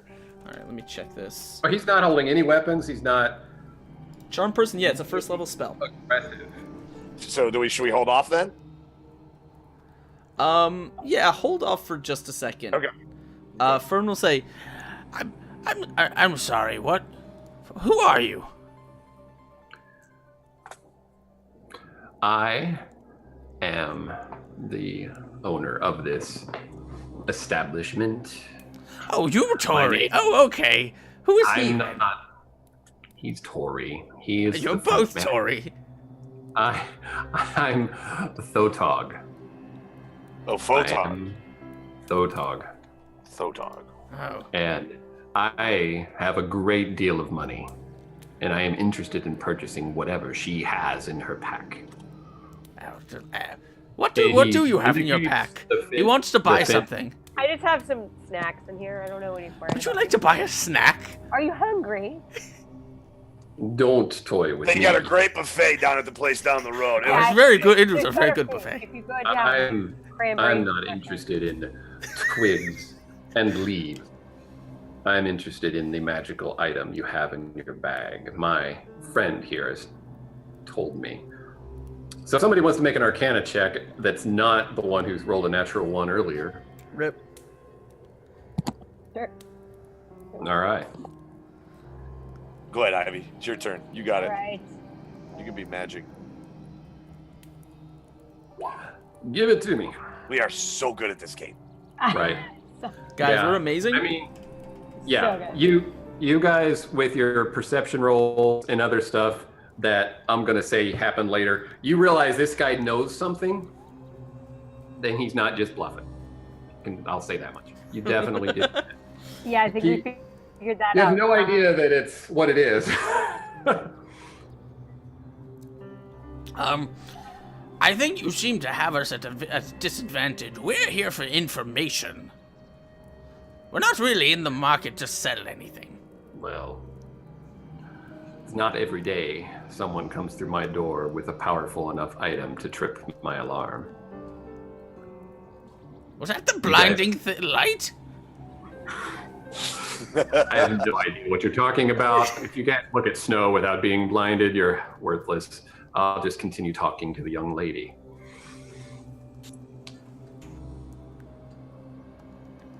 What do you have? If I have to take it from you, I will.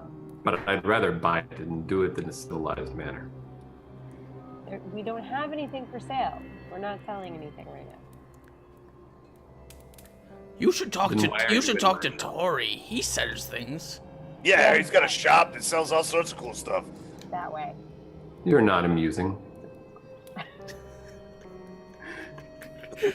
I don't know what you're talking about. Yeah, we've got like 40 people watching us. We're apparently very amusing. Tori is my employee. Tori is the one who goes and represents my assets in Galvanus. Okay, so what do you know about Althkara? Are you related to the goblins? He's a little. He pauses for a second. He's like, I need to process how I'm going to answer this. Which one? No, the question about Althkara. He didn't even hear you. He blocked you out of his mental, capacity right now. Oh, so you heard the name before, huh? I have. Althkara Pretty intimate. was the only other one who's come into my shop and alerted me to the presence of particular items. Huh. We were friends. We did business together. That's how I make friends, if you know what I mean. Why do you ask? Because he's gone missing. And we have some friends that are looking for him. I see. Why do you want to find him? Or your friends? And he winks in a very weird way because he's a big goblin. You got some in your eye there. Okay. Right? Hey, you know what? Fern's got mushrooms for those things. I remember when you have got many mushrooms. Yes.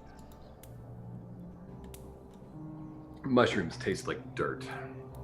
Oh, you have to wash them off first. What Man, is this it guy's about? not very- Why do you want to find Althkara? Because he disappeared, and he's a friend of ours. Give me another insight check. Your first insight checks were against Tori, the nervous young dauber. Now you're against the seasoned other person. Double 14s. We got 14s all around. Okay, that's good enough. He's not lying. He is, you don't feel like he is going to attack you or anything. He really wants to know what's going on with why you would be here, because it is really super rare for someone to come in with a magical item of such power. He's trying to have a real conversation with you is what I'm saying. Okay. Yeah, guys, I don't think he's really trying to intimidate us. I think he's just he's asking questions here. He's just bad at talking. I'm a goblin. Could see that. I thought you were sick. Great. He got sick and grew, like a foot and a half taller than all the others. And So, green. if you're a goblin, do you know anything? Is there really a tribe of goblins that stole Althkara and all of that nonsense? That seems a bit far-fetched. I mean, goblins in these lands, there's no such thing. Well, No such thing. I'm not the quickest. Yes, there. Sometimes you get me, Fern. Sometimes you get me. My ancestors and I pursue peaceful ways to build our fortune as much as we can. There are some that do not. There is a tribe in the mountains. They're of the blue variety, and they often shoot first and ask questions later. So you think they took Othkara? I do.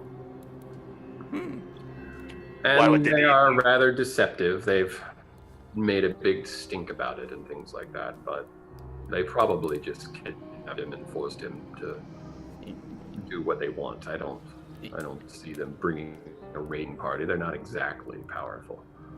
So how They did they think- get in and out of his house? I don't know. I didn't know they were in his house. That seems to be kind of the rumor that's going around the village here. Yeah. That they raided him somehow and stormed in and took him and left. Blue Tribe is rumored to have kidnapped us. So where would we go about finding these guys? There to the north. A treacherous path, but there is a cave and a number of buildings, stone structures unlike any I've ever seen,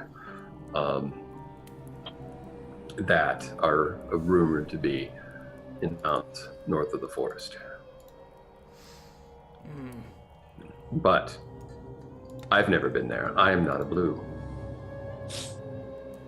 And he, has a clear bit of disgust at the idea that he might have been there, or that you're implying he would know exactly where their hideout was.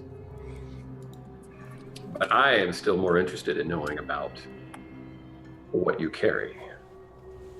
You know about Othkara, who is a famous magic item enchanter, and you come into my shop with a magic item.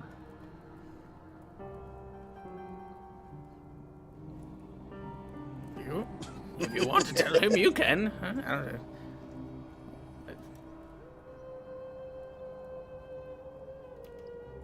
That's you, Ivy. It's yours. Should I tell him? It's I up to don't you. know. It's entirely up to you. Fern's not gonna blurt out random stuff unless you want him to. Unless you want him to. It's never stopped you before, Fern. I don't know. I mean, is he going to be... everyone wants to take this from us at this point. I think we can take him. You think we can take him? Oh, I'm not yet. All right.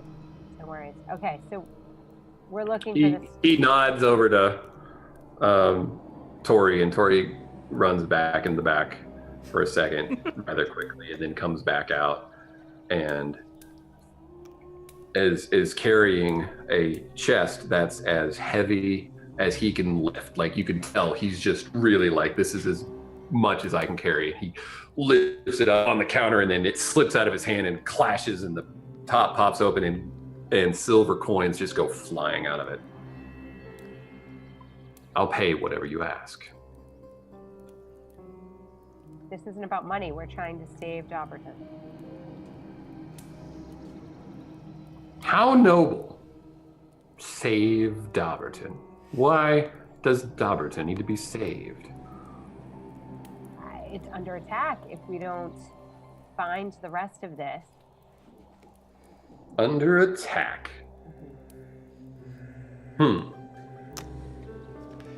I haven't seen any such attacks. I mean, of course, there's the occasional wolf that wanders through, and then there's, the blues who tend to be a little reckless, but I don't consider them a threat. You haven't What are you noticed talking anything encroaching on the forest. The rot Not is here. happening. Hmm. The rotten pumpkins by the inn. The inn? Yeah. There's no rotten pumpkins by the inn. They're just over there celebrating their stupid holiday. They have a lot. No, all the produce here felt very fresh. Except the cranberries. Well- those were a little bit. They're terrible. Yeah. Spinach pie was awesome, though. If you ever find that you're a little strapped for cash, bring your item back here, and I'll make it worth your while. But this offer is the best one I have. The one you get today is better than the one you'll get tomorrow. The just for reference, the silver coins, are those actually like, I thought Dobberton used wooden coins.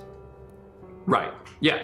So silver coins would have value here, and these would be of approximate value of the wooden counterparts, but they are not wooden. They are actual silver. I feel like that's not a very good basis for an economy. Wood's pretty cheap. But the wooden ones are treated by the sap from the trees at the palace complex, so it makes them rare. Well, I don't know about you, but we have a goblin to find. Yep. I agree. Not this one, but the blue one. Oh. No. I've never seen a blue goblin before. I've never even seen a green one, but now we're gonna get a chance to see a blue one. This is crazy. I wonder what colors they all come. Are they all different? Are there other colors? Hey, Sock Dog, are there other color goblins? So are you having this conversation in front of him? Yeah, I'm probably. Yeah, I'm asking him if there's other Yeah, we colors. are. They're not actually blue, you fools. It's just their tribe. It's the you Dobbers are so foolish. You think that the world revolves around you, but the big world. There's so many things and people to trade with. But not blue goblins. There's no blue goblins. Green Well, goblins do wear their color may be a little less green than mine. I mean, I look like a flippin' leaf, but they're like a spruce green.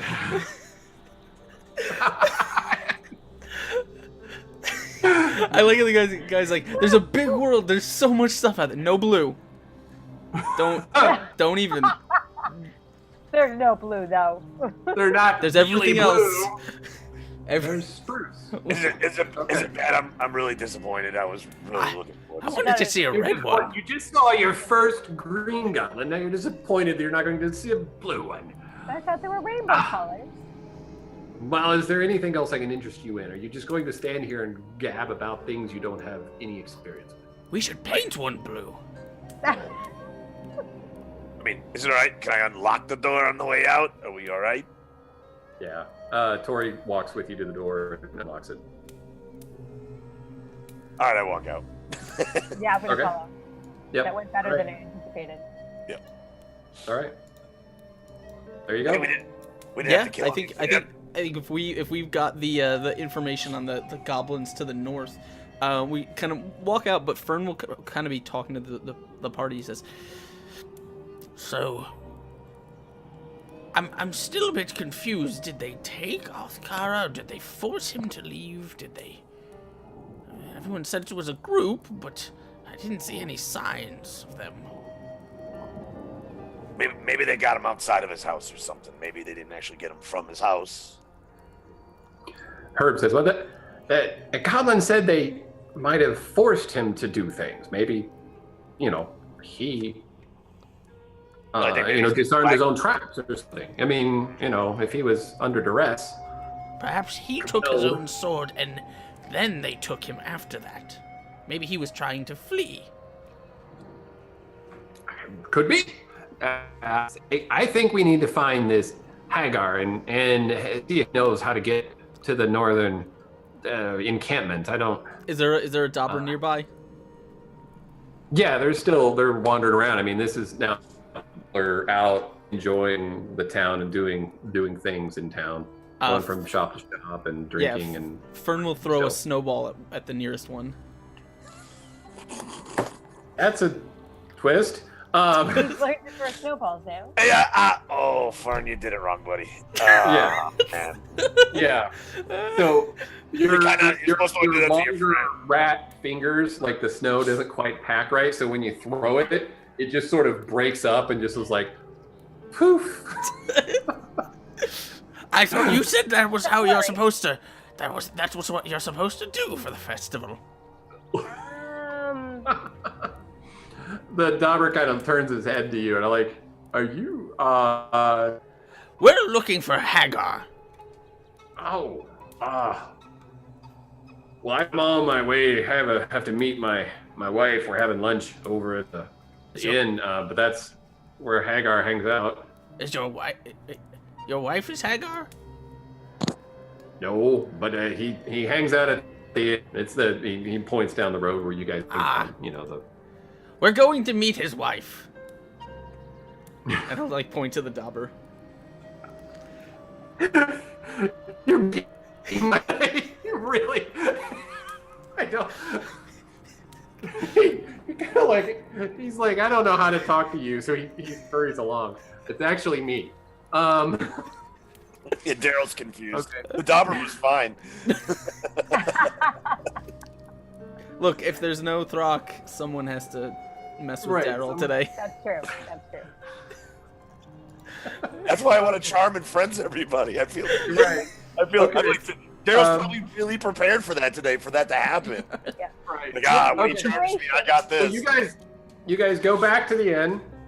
You have a late lunch. You hang out there for a little while. The waitress comes back by. It's evening time, and she says, I talked to the owner, and Hagar is going to be here any minute. So you'll see Oh, him. wonderful. Thank you. She describes Hagar as a dauber, a sylvan dauber. And he'll be wearing a hood with a cloak, and he's typical ranger garb. So there you go. I fast forwarded through any possible distractions you guys could throw away. So what do you guys do? Can I get a piece of that spinach pie? What are they serving for lunch? You thought you were safe. Yeah, you guys get all the food that you want. That is vegetarian. All right, we should go talk to this Hagar guy. All right. Hagar comes in and goes straight to the bar and gets a large mug of mead of some sort. All right, we should He does the approach. description. Ivy, So- Fern, maybe. You want me to go up there? I'm not very good at talking to people. Yeah, good idea. Ivy, you want me to go? Or do you want to go? All right, Ivy, you come with me. All right. I just grab her and I just pull her with me. He's your people. He's a Sylvan. He's got pointy ears. Okay. Yeah. Yeah, he puts his hood down even when he gets to the bar, and he seems to know the guy serving. But he blinks an eye at his pointy ears. Hagar, Who wants to know? Dobby Darkwood. I reach out to shake his hand. Burps, and then shakes your hand. I don't know you. Nope, no, you don't. But we hear you're an excellent tracker.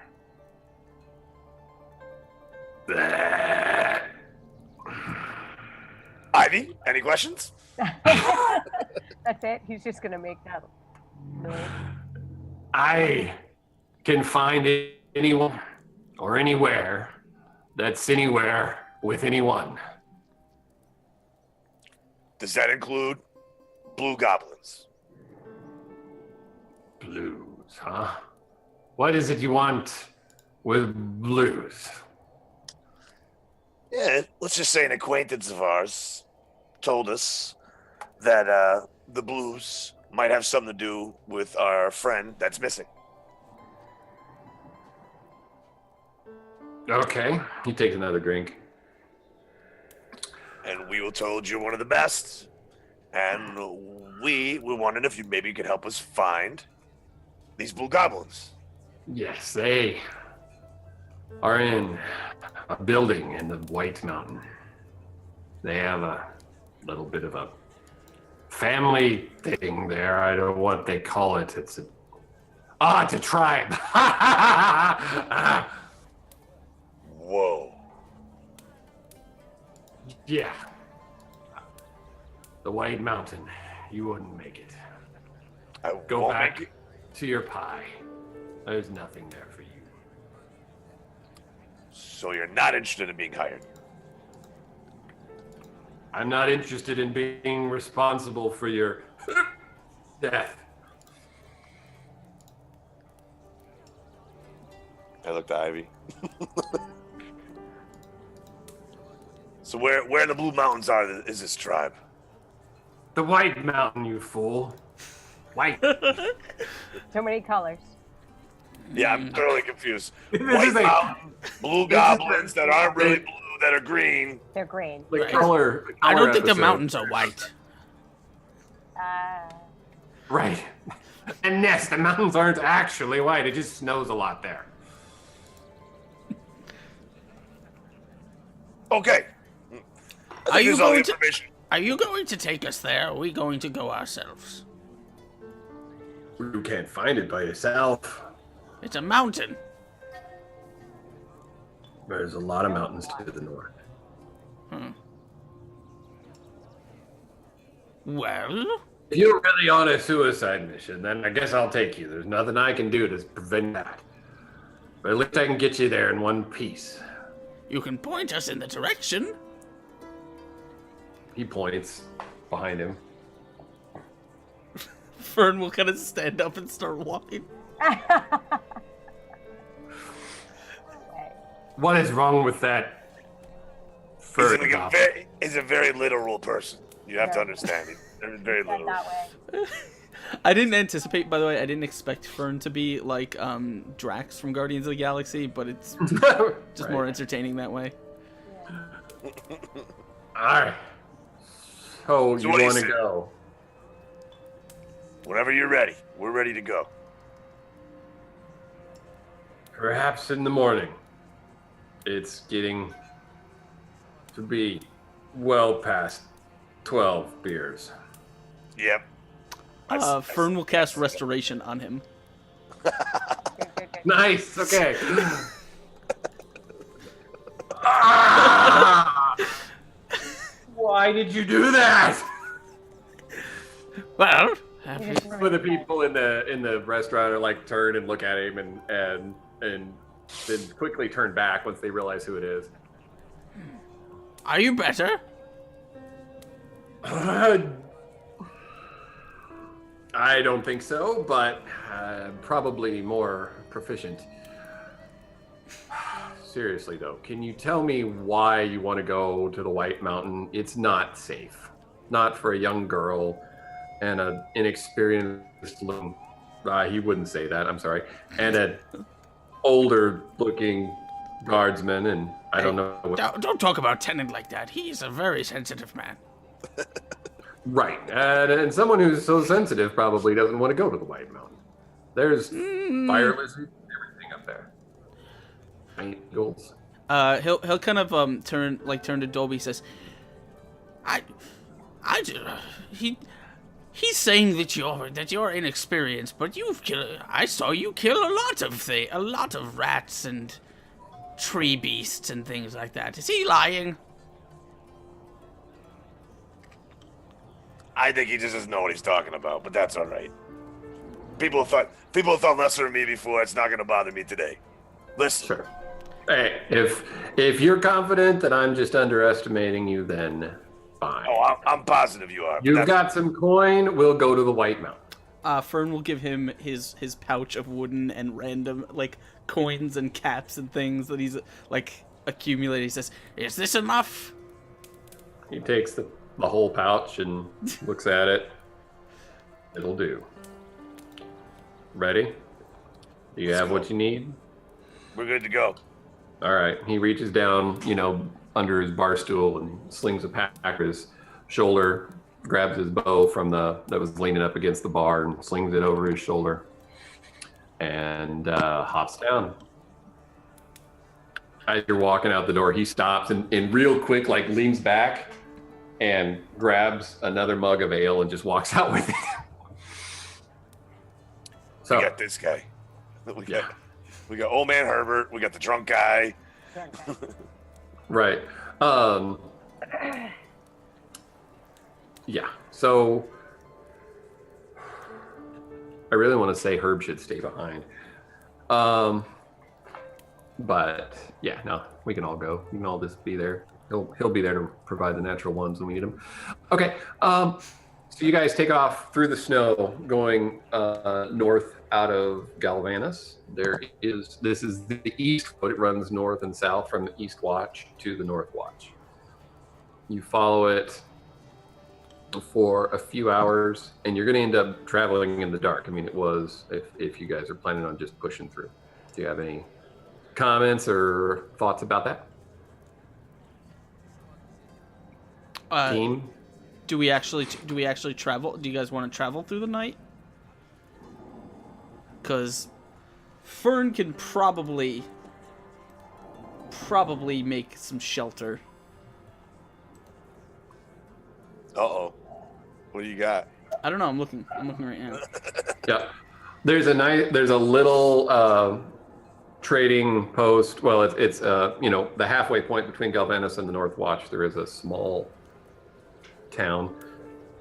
It's not anything like Galvanis, but you could stay there for the night, and it'd be about dark when you got there. Yeah, we can make for that. As you're walking, Hagar says, once we get to Serene, we'll be going east into the forest, the snowy pines, and then we'll get into the mountain range after that. All right, sounds like a plan. All right. If we need it, by the way, Fern can use mold earth to kind of create a little thing. Sweet. Space Yeah. to sleep in. Yeah. Okay. So what do you guys do? You get to Serene. It's dark. Try to find a tavern, find an inn or I something. can take you guys through the night if you're in that much of a hurry, but I'm going to need a little more money when we get through this thing. Sorry, I'm zooming in. You can on pull where all we this are. off. He's not doing anything. I don't have a drawing for Hagar. Is it Hagar? Yeah. Yeah, what do you think, guys? Maybe we should just sleep for the night and then get going first thing in the morning. I don't see why not. We're already here. All right. Let's find a tavern. Yeah. Okay. All right. So you guys find a place. Tenant pays them. Everything goes pretty smoothly. He even joins in and does a little bit of entertaining and picks up some coin to cover the costs. If you guys have any other role playing you want to do, now's your chance. No. And it's morning. You guys set off in the morning. It's about it's colder even than it was yesterday morning. You did notice that they did have some festivities going on here, just like they had in Galvanis, except it was past. You're kind of getting there to the winding down of it. But the holiday season is still about. But you guys set off into the snowy pines that are just east of the East Road, which is the east border of Gobbert. Everything feels a little different than you used to. The pines, the ground, the super feeling of the pine needles under your feet, which are under a layer of snow. Everything is really quiet. You guys set off. The only thing really making noise is her something that kind of rattles and clanks, but not clanks like tin. You notice Hagar does seem to know what he's doing. He's really aware of his surroundings and has a very poignant direction that he's going in. You guys travel for about half a day, and the trees are getting much more thin. You can even see in the distance the mountains that are white and gray that he was talking about. And he kind of points and he's like, over that horizon and around the bend, there's a little pass. Once we go through that pass, we'll follow the trail up that mountain. And you can't really tell what he's pointing at because there's just points in the sky behind you, right? Or off in the distance. That is the White Mountain where we will find their building. I call it a building because I've never seen anything like it.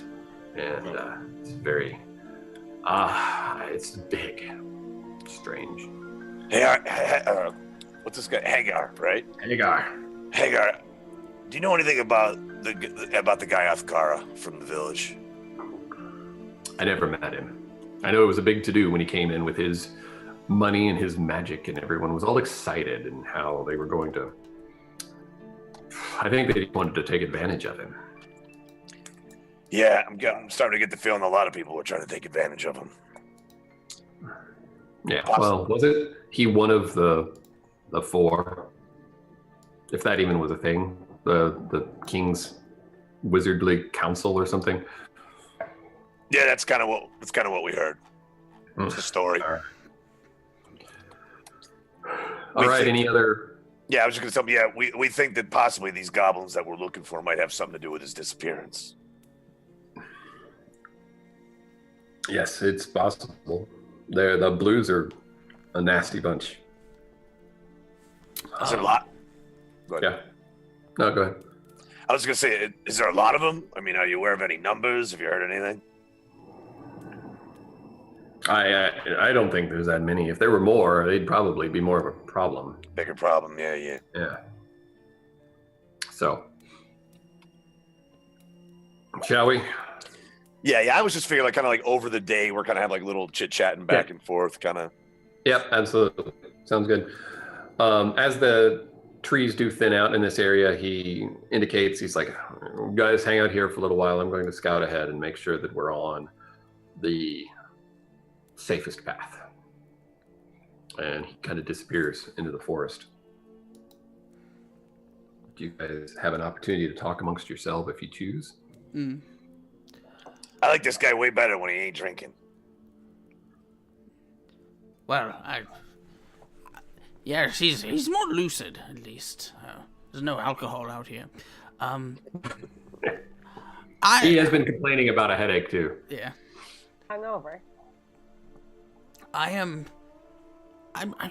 interested, though. Do you think, I mean, if this Alcara is still alive, it's not, what do you think they're doing with the sword? I mean, are they using it for something? Do they just want it?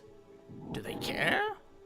Well, you saw how the other one was acting as soon as they found out Ivy was carrying Ember there. Right, Exactly. but maybe not all goblins are that lucid. I don't know. I don't know much about him. Well, either they just want him, and they captured him and don't know they have the sword, or maybe they want the sword and they don't care about him. Maybe he hid the sword. Maybe that's why they captured him. Fortunately, we have no way of finding out. I think we just gotta have to go find for ourselves. I hope it's safe. And the other question becomes, if we find this sword, what do we do with it? I mean, isn't it not magic right now? Don't we have the magic? I don't know. Maybe we gotta try to get Herbert and Othgard back together, and maybe they can put this thing together. Says, do we put the gem from the little dagger on the big sword, or? Oh, you're way over my pay grade, friend. Now, Herb says, well, it's incredibly important if she has, or if we can find the other sword, we try to determine what it is that Kaelin was doing to transfer souls from creatures into other things, because it's terribly dangerous. And if she has an army of living creatures, and if she's able to recreate this effect in other ways, we have to be able to stop it. And you can kind of say, his scientist approach is more about, ironing out the symptoms and less about actually treating the issue. The issue is she's a madman or woman. So anyway. Am I still muted? No. Sorry, there was some noise in the background. I was trying to. Fern is just kind of musing to himself. He says, Also, I wonder what, if it's souls that animate these things, I wonder what kind of soul you're carrying around, Ivy. Maybe they're still alive and still feel pain and... That's awful. Well, I don't think the sword held the soul. I think it transferred it. It's the gem. Well, yeah, the gem is related, and that has nothing to do with my research. That was something she added, right? Yes. So how'd the sword break and turn into a dagger? I don't understand that. I don't know either. Someone It looks like somebody, removed the hilt and affixed another blade to it.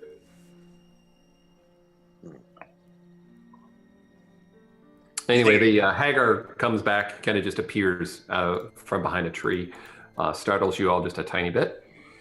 Hello, where'd you come from, young man? And he's like, I found a path. We're going to go up that way. And he points and starts walking. Expects you to follow him. He's still gruff, even though he's not quite as on the level he was last night. So, All right, we follow. Okay, you guys continue. You get into the mountains now. You're walking basically uphill. There's very few trees here.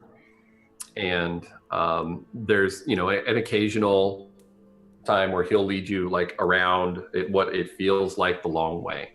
You're like, he's indicated you're trying to go almost due north. And he'll just suddenly take off to the east or the west and go around a large mound or, small peak. Do you guys talk to him about it or anything, or you just follow willingly? I just follow. This is his territory. Right. Okay.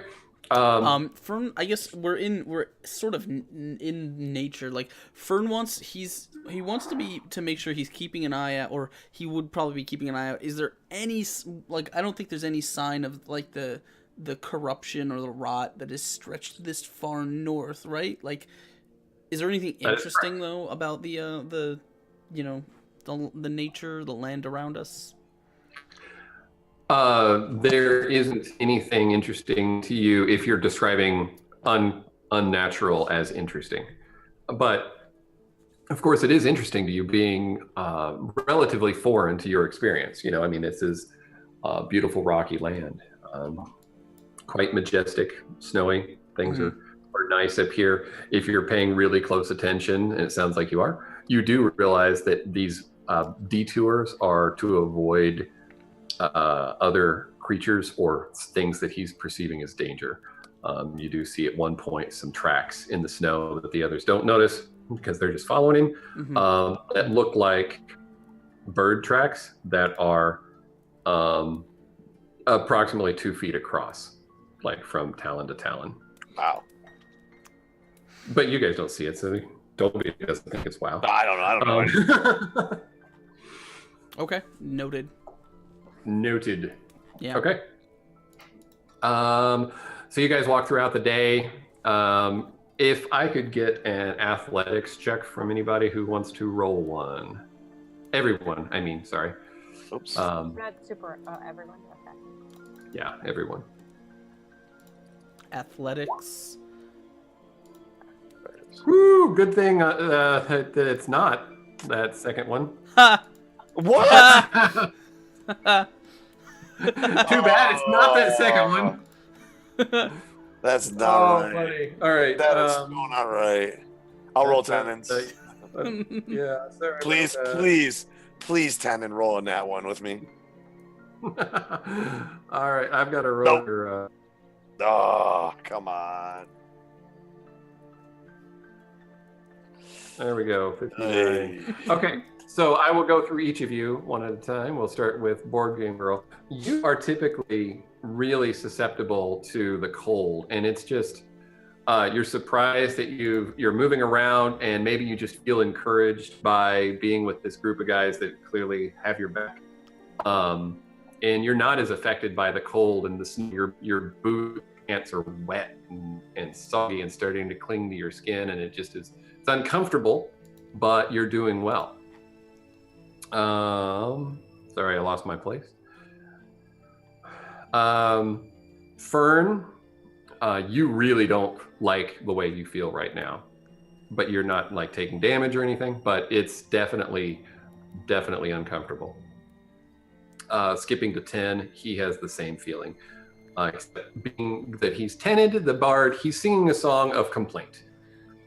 And that should be a spell.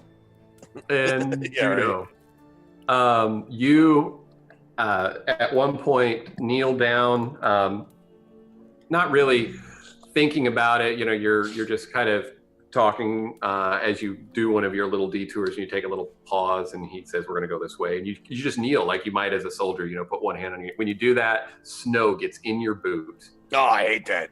And your foot is going to start suffering some frostbite.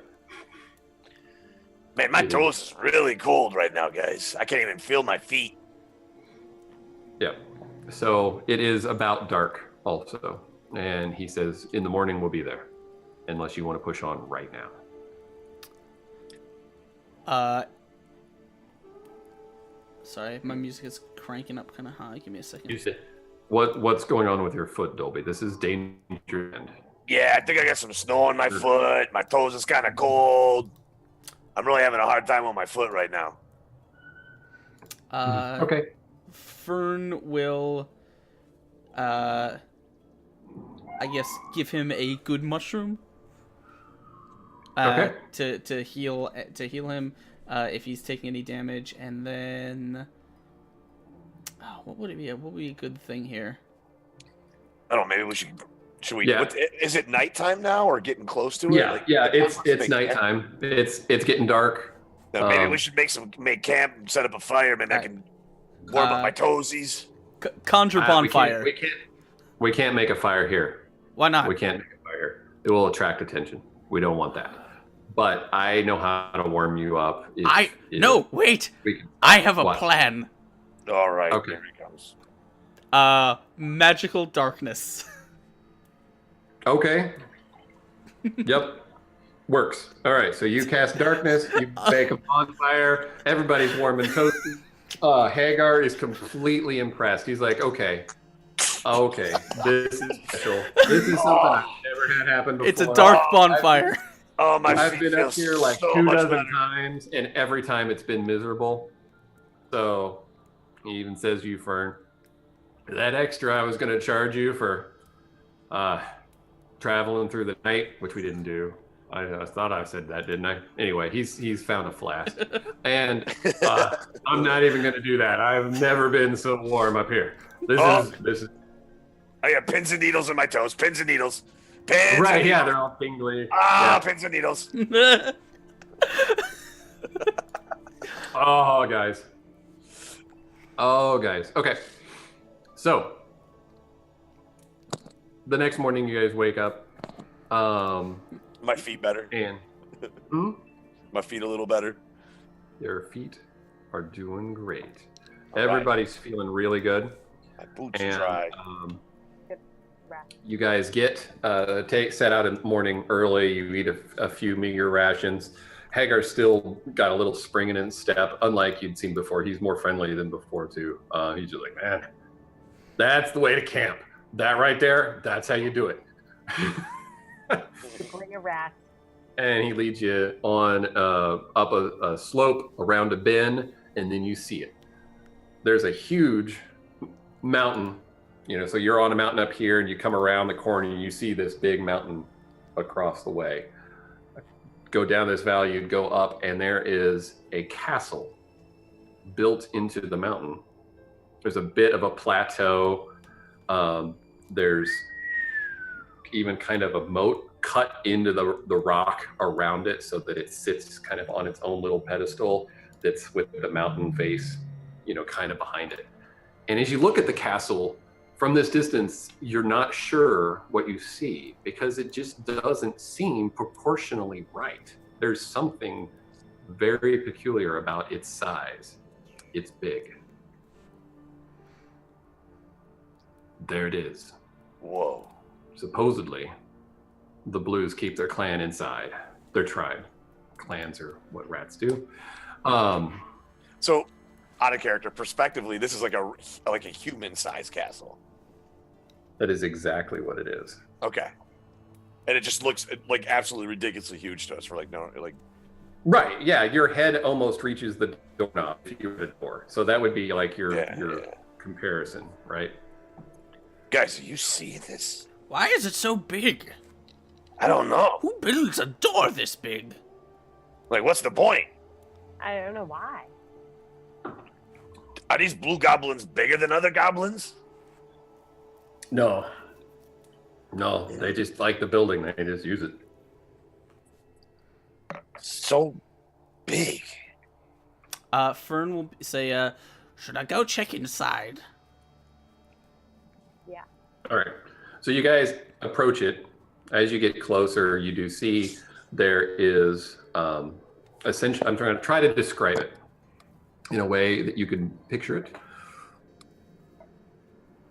The castle itself is quite large. The front of it that faces to the south has two small columns with a big double doors in the middle. There's a bridge that goes across the moat to those double doors, if I'm putting my hands in a way that you can see them. There's a large tower at each corner. The tower on this side is octagon shaped. The tower on this side is a rectangle. Then the walls go this way, and there's two more towers. So basically, it's like there's 4 towers on each corner. This tower, the one that's the closest to you, is really quite tall. The moat is really deep around it, but up at what you would perceive as the ground floor, which is still way out of your reach, there are roots and things that have broken down a lot of the wall and are kind of like hanging out of the side. And overall, you can see that the castle is in a pretty bad shape, a level of disrepair. But you don't immediately see any way in that you can get to. You continue to approach. That's all right. Fern will wild shape into a sizable spider. Okay, so we're gonna jump to how I perceive you. So you walk up. As you get closer, you do find that you're kind of on a road. It's a big, wide road, way wider than you would use as a dobber. Even a big road like King's Road. And then the road approaches this bridge, this drawbridge that goes across the moat. It's down. It's not a drawbridge. Sorry, it's just a bridge. But there's 2 big doors, and the bridge is down. So you can cross the bridge. There's even a column that's fallen over, just rocks, rubble on top of it. So you can cross the bridge and approach the doors. And of course, you can wild shape into a spider. But I wanted to kind of set the scene of how you would approach it. Yeah. Yeah. No. Once we're in front of the door, Fern will just look for the nearest window or something he can climb through, and just once we've kind of settled in, that's how he's gonna enter and scout ahead. All right, Ivy. Also, if you can give me a perception roll, because you're still doing that thing I said you were doing last game, which is kind of a little bit scoping around the edges. That's great. Yeah. So as you cross the bridge, you just sort of notice in your peripheral vision that under the bridge there's a grate where ice is flowing out. If you're interested, so you crawl up a wall, and there are little like arrow slits in these 2 like columns that are right next to the doors. So I mean, it's a very defensible kind of. If you were to attack, you'd hit the door, but there'd be people that could shoot you from that position. And it's map time if you're going to go in. Sure. Yeah. Fern, you can just describe if you want. Okay. As Fern scouts. Okay. So yeah, once you go into this room with the arrow slits, and it's an octagonal room, and there's old armor and weapons kind of on the floor, mostly like bows and arrows. And again, they're twice as big as any that you would ever use. Yeah. And they're all in such a state that you wouldn't try to use them even if you could. And there's a small opening to the north east side of the octagonal room, and that's all the only opening you see from this room. This is clearly kind of a guard station of some sort. Okay. The room is about 20 by 20. It's big, and it feels big for size. Fern will kind of scurry across the wall. Does it look like there's any, aside from the old large weapons, does it look like there's any signs of anyone else who has been using this room? Garbage, blankets, clothing? Not in this room, no. Okay. And it's dark. I mean, there's the light coming in the windows, but if you were to go through that opening, there's no lights coming from that Fair enough. direction. Is the door across the room, is it closed? It's not a door, it's just an opening. It's Okay, just a, he'll just keep going along the wall. He's gonna keep going along like the wall and the ceiling just to stay inconspicuous, like right at the corner. Okay. Yeah, so you move about 30 feet down what appears to be a hallway, and there is a door that is closed, and it is like I described before. The opening mechanism, the kind of the bar with a latch. It's a reinforced door for security reasons. This you can still tell this whole area you're in is some sort of a guard station type of place, but the door is just huge. You know, it would be challenging to even get your hand around the mechanism to open it, the latch. There's sounds coming from anywhere. Roll a perception.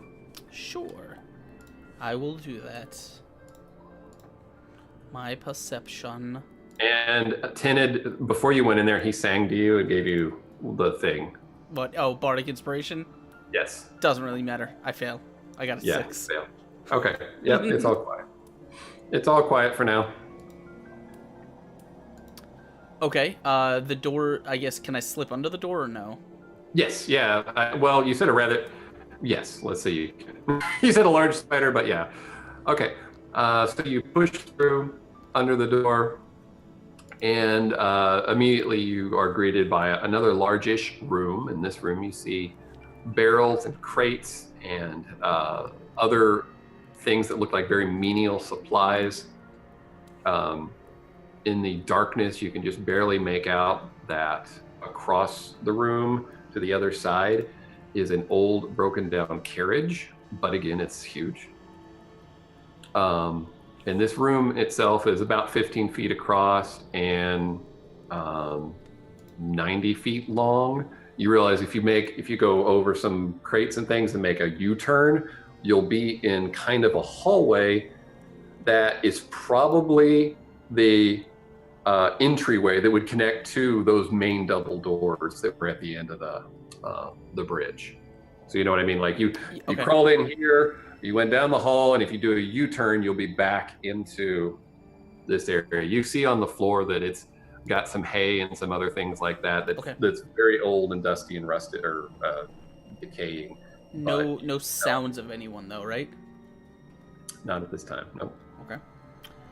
Fern will make his way, if he's circled around at this point, he'll make his way back towards the doors and then crawl outside. Okay.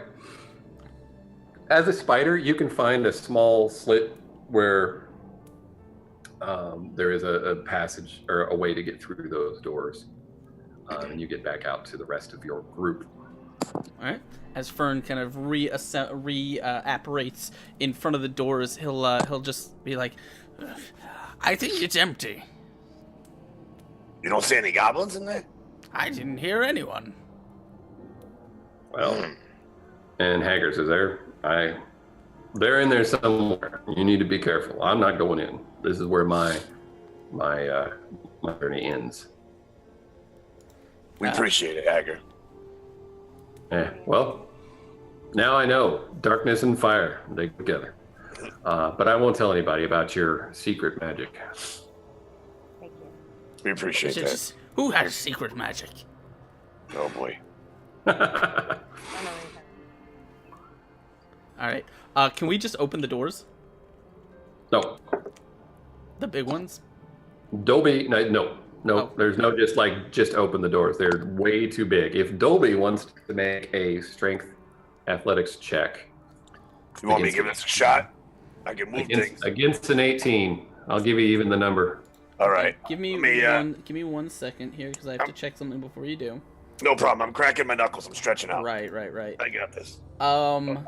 10 will lean with you. 10 will give you the help too. I feel like Dolby could use this, so I'm going to give him enhanced ability for bull strength.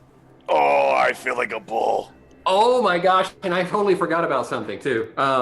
Yeah, but that's better. I forgot about Herb's red mushrooms.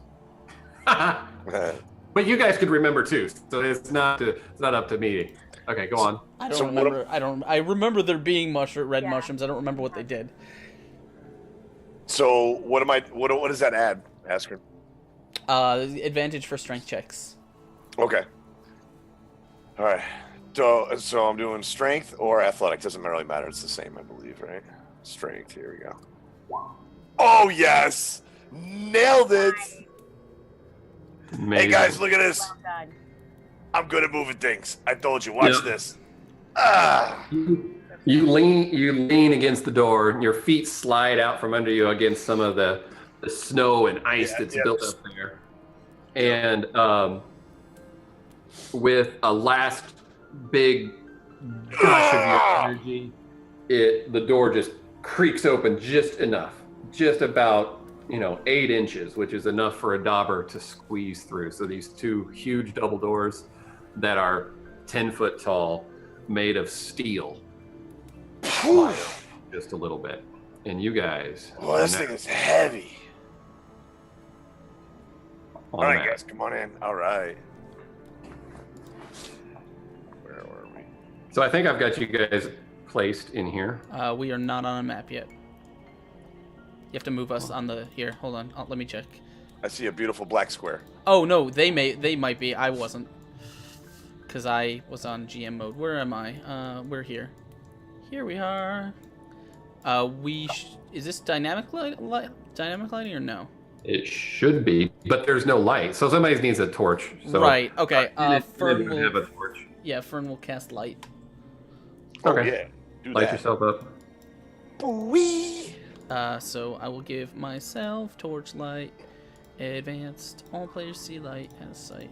30, and then 15. There you go. There you go. Enjoy. I still don't see anything. You have to set the tokens to. I'll do it. It's fine. Uh, Oh, there we go. Yeah, I got it. Very exciting. I'm glad to have a map again.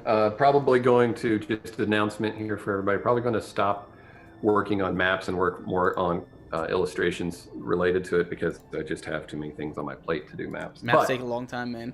Maps take a long time, and I've got some that we'll reuse. If you guys go back to Open and whatnot. So you guys are in charge of doing your own thing. You are in a passageway where clearly carts and things would travel along this area. Above you there's a partial ceiling where there's some sort of passage as part of the defense building, and then as you go forward you can actually see that the ceiling doubles in height, and there's a wooden ceiling above that second story. You guys move? Fern is leading ahead, so he will he has the torch, so he'll kind of lead up front and just kind of scoot down the hallway. Great. Okay. As you guys move down the hallway, you see what you can see on the map. There is a number of crates and barrels and things like that. This area here in front of the two doors, double doors with angled walls, is a storage area. It's where they park the carts and horses and things like that. You also do see a grate directly in the middle of the room. That's some sort of a drain, and there is a little trickle of frozen water, but this is just enough to drip off of the icicles going down into that area. And everybody can give me a perception roll. Okay. I moved Ivy. Perception coming. And let me turn this up. So. All right. And I'll roll for 10 and 2 if you want me to do that still. Sure. You guys will need all the help you can get. I got a 7. Awesome. Today is not my day. You still don't hear anything. Yeah.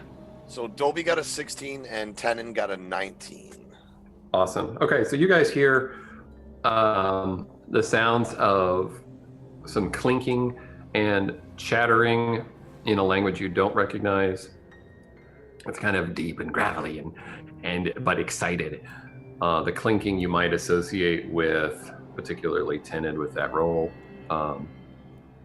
like plates and knives and things like that, and it is coming from the west. You do also see the double doors that are directly in front of you. I love the way that dynamic lighting looks on that, though. But it's just a little crack of light shining through there. What do you guys do? So we heard that. Was there any noise coming from that north door, the one that's open? Is that what you said? No, it's coming from the west. You don't see any doors or anything to the west. You just see more stuff, like storage and barrels and stuff like that. But it's, it's dark enough. It's kind of hard to tell.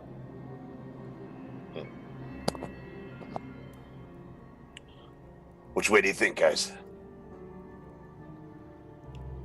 Well, these doors are open. I mean, Fern will kind of peek his head down this way. I guess he'll see that there's a door to the right. Yeah. So the door that's to his right, which is the south, if you're facing east, is the one you crawled under as a spider. Yeah. I got that part. So Fern will ignore that. He'll say he meant the one that's all the way to the right. Right. Yeah. So you see that door. He'll kind of point there, and he'll point to the open doors. Says, I don't have a preference. After you, my friend. Well, you're the big one. You have to open them. I gotta open these big doors. Okay. Right. They're big. So you want me to open this one right here on the right? Is what you're saying? This one? Mm-hmm. Okay. Hold on just a second. Okay. Here we go. Thanks. Yeah. Give me another roll. This one's not as big or as difficult, but you're going to get to roll for all these doors just because they're hard to reach. Yeah, 16. You got it. 16. All right. You tip a barrel over and you kind of lean up against it, and it allows you to grip the handle enough to clank it open. Door open. All right, got it. Oh, I'm like swinging from the handle. Like just gonna hang in from it.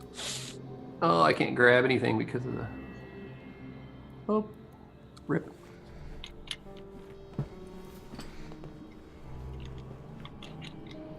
Trying to move in there. Why can't I grab it? Hold on, sorry guys. what are you trying to do? I'm trying to move that yellow. There we go. Now I can move it. There we go. So you can see inside the room now.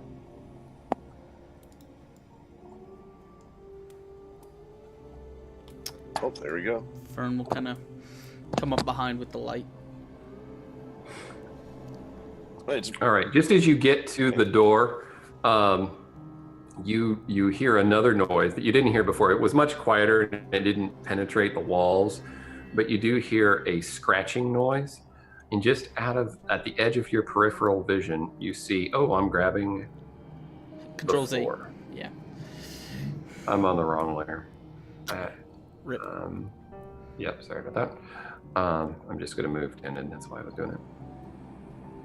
You see some of those roots and brambles that were kind of part of the, you could see kind of through that one tower.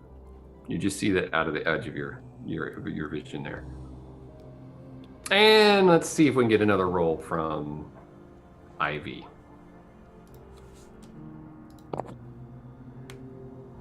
For perception or?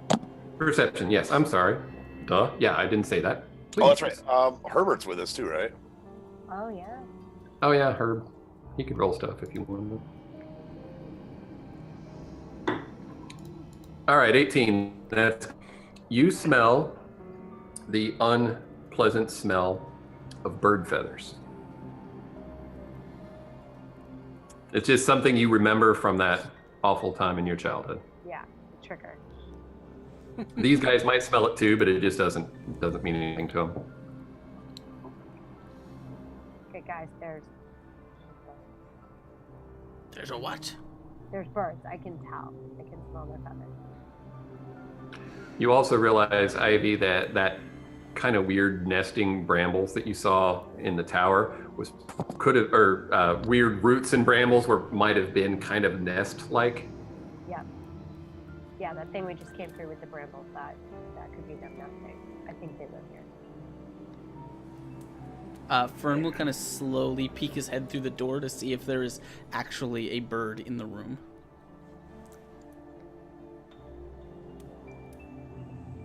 You don't see anything from here, but there's several openings that go into where you think that large tower was.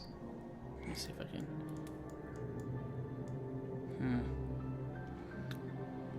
And then he'll kind of like look around and then take the door and just very slowly close it as he steps backwards. All right. You see something in there? I feel a cool breeze. I think there might be air coming from outside.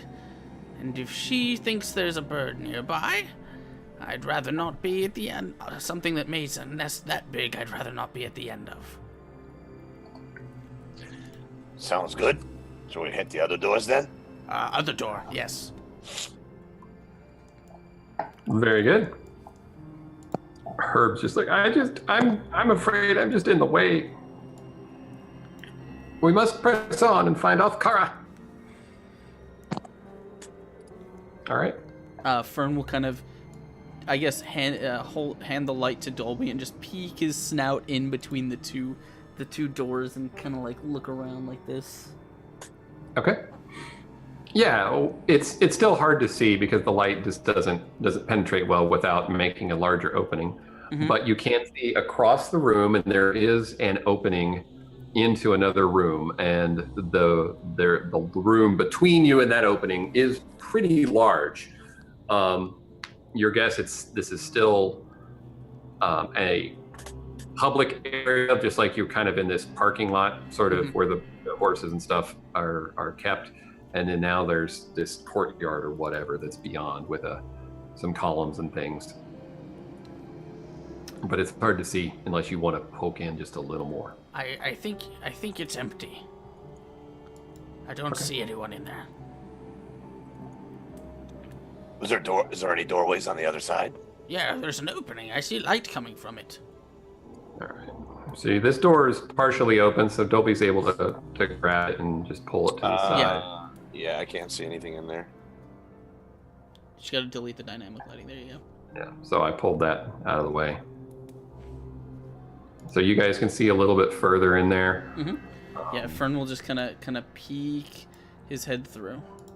All right, roll a perception. 13. Okay, you probably, if I ping right here, will notice. Mm-hmm. There's a strange-looking object over there that does not look like it's part of the structure of the building. It's kind of a bit of almost like a tube with a sort of a solid part at the bottom. It's pretty dark. It's hard to tell. Okay. And it looks like it's going down into the stonework. It's sitting on top of the stonework, like Okay. It's almost like furniture, except it's just you've never seen anything like it before. Fern, while he's holding light, will just kind of like gesture everyone to kind of slip in and move to the side, just so they're not like in view of that opening that's directly across from us. Okay. So yeah, you guys move your characters because I want to know exactly what squares you guys step on as you go through this opening.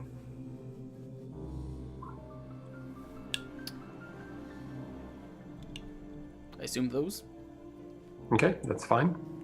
Nothing happens. So you do see the large room on either end. You can barely see what appears to be fireplaces. This is clearly a central part of the castle, and they use those fireplaces to warm the rooms or whatnot. Directly across from you, you do see an opening into a room. There's a little bit of light coming from it. It's pretty faint, but it's hard to see really what is in there from this far away. All right, Fern is staying kind of in the doorway. What do you guys want to do? I think we should check out where that light's coming from. Like, go in there stealthily and try to quietly approach. Yeah, if you want to try and quietly approach the room, go for it. Okay, yeah, so give me a stealth roll.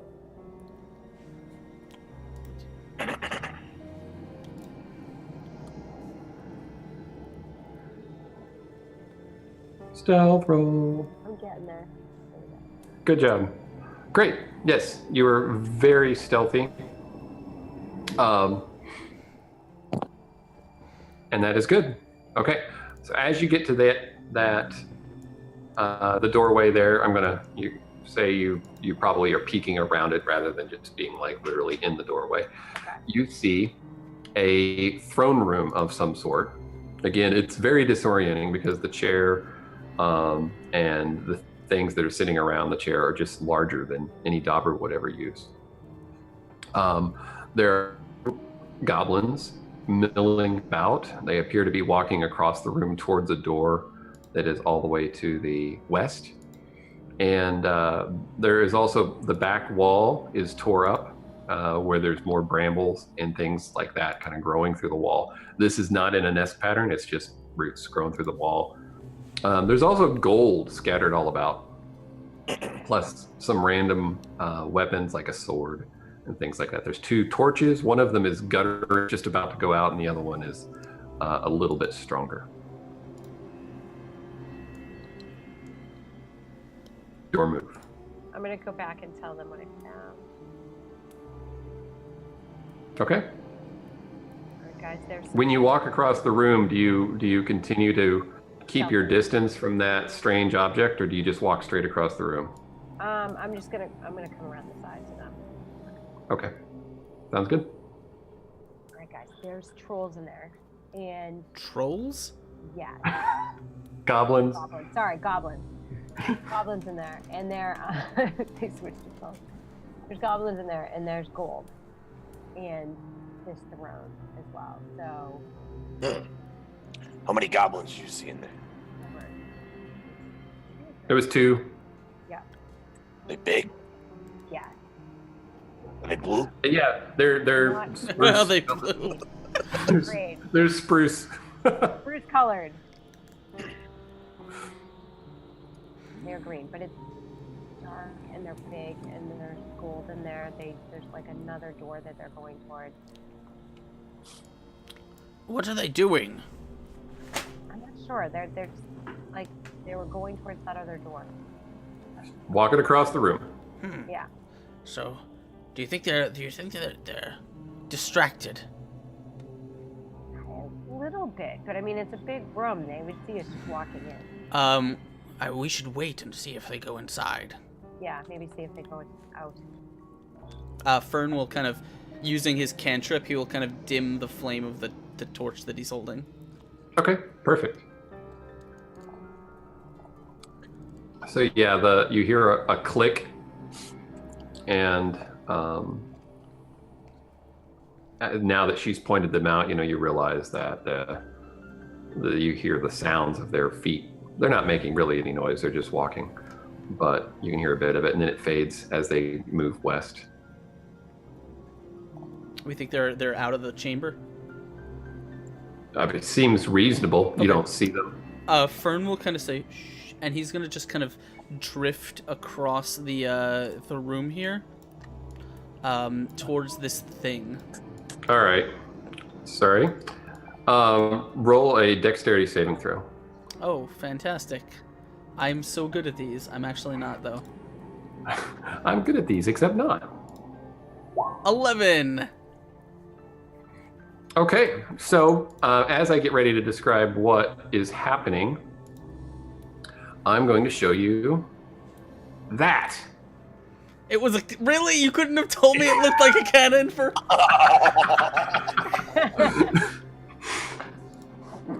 Right, so yeah, it's a cannon. No, I didn't want to tell you. You guys, that was such a great surprise. Okay. So next week I will be playing a different character. Right, forward to so Wow. as you cross there's basically a line of squares right here. I don't know if you can see that. I could use the ruler thing. So across this line here, once you cross that line, Mm-hmm. you hear click, click, and this thing auto focuses on you. And Wait, it are the clicks loud? yeah, they're loud enough to hear, but they're not like boom loud. They're just loud enough. Okay. But you can make the dexterity saving throw, and you can say that you don't get that close to it. No, I think if Fern heard the clicks, he would probably stop in place. That's about it. Okay, so just move back to So he'd here. probably stop like here. Yeah. Okay. And so like I said, it focuses on you, and then you hear a kind of a coiling noise, and then a thump, and a stone flies out of it, and does. You fail your saving throw, so 9 damage. Is it this large? Oh, look at you're getting a different cannon. This large stone boulder takes you in the chest and knocks you prone. Rip. How much damage does it do? 9. Oh, okay. 1, 2, 3, 4, 5, 6, 7, 8, 9. Does it make like? Does it make a gunshot sound, like an explosion sound? No, it's not. It's not a. Oh, okay. The sound of like an explosion. Like it's not a gunpowder sound. It sounds like air propelled or like spring propelled. Yeah, some sort of coiling, then thunk, and it like and it just pushes. So Fern is not expecting this, so you're just literally gonna see him just get boom right off of his feet. Like he's as it clicks, he's probably gonna turn to you guys and then just like is just taken off his feet by this stone. Yeah. And like his robes all fly forward, and he lands on the ground, and the you hear a loud as stone ball is still on your chest. As he hits the ground, you hear a loud kind of cracking sound. Yeah, and now it auto focuses on the next closest person, which is Ivy. So do you guys want to roll initiative, or do you want me to just roll more damage? I think as this cannon, what do you think, Daryl? As this cannon is focusing on us. I mean, this is a dramatic moment, but I thought you would get a little further. So can you guys go? Can we go a little late tonight? It's up to you. Okay. Fine. All right. So let's keep going. Don't die. Are you okay? Are you okay, Jess? I'll make it. I'll be all right. All right. Let me let me turn it on.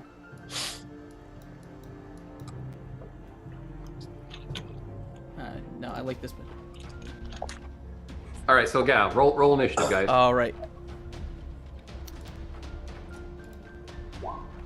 Ha! Ha! We got a 4 and an 18. All right. 21 So for Dolby, and then I'll do Tenon as well. okay. Tenon is 15. Okay. So everybody gets to go before the cannon fires again, other than Askren, or other than Fern. So it's now focusing on Ivy, and it is Dolby's turn. Dolby's gonna run and step in front of Ivy. Okay. And hold the shield, that new shield, out in front of him. Okay. Just because he sees it aiming that way. Yep. Okay, that works. And anything else? Just, I guess, like looking around the room to see if I could possibly see of what's triggering this thing. If there's anything connected to it, any gears, any switches on the wall or on the floor or anything is a potential possibility of way of shutting this thing off. Yeah, give me an Arcana check. I'm good at those. I figured. Let's see here. Okay. Yeah, you can't tell what's causing it to work. Okay. All right. Yep. Okay. Next is you, Ivy. Are you going to do anything? Yeah. Can I look around? Can I put my thing on and try to look around and see anything? Sure. Yeah, you put the visor on, and you immediately notice that there is a strange, lens on the top of it that is obviously the detector. So if you got within a certain range, that was telling it what it was doing. But other than that, it's a clockwork cannon that's able to see you through that lens somehow.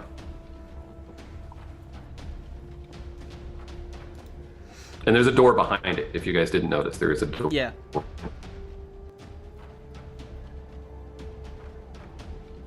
so I'm gonna tell these guys that I can see that. There's something on top that I can see with this one.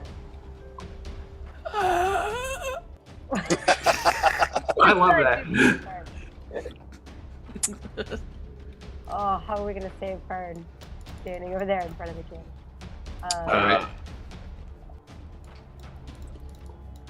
Does Tenet have a bow and arrow or something, doesn't he? Or does he not? I'm looking at it right now. He he has his rapier and a dagger. No, I mean I have the short bow. I can. Oh, take a shot at it. All right, I'll try to take a shot at it. Okay. So if you keep your visor on, I'm going to give you advantage to even hit that little bitty target. Okay, I'm keeping it on. Nice. It was a 19 then. 19. There you go. Clank. All right. So you hit the crystal lens that's on the top of it, and the kind of breaks off and falls off to the side. The cannon starts just kind of doing this, just turning side to side to side to side without training on anybody. Okay. Hey, nice shot. And we're out of initiative order. There you go.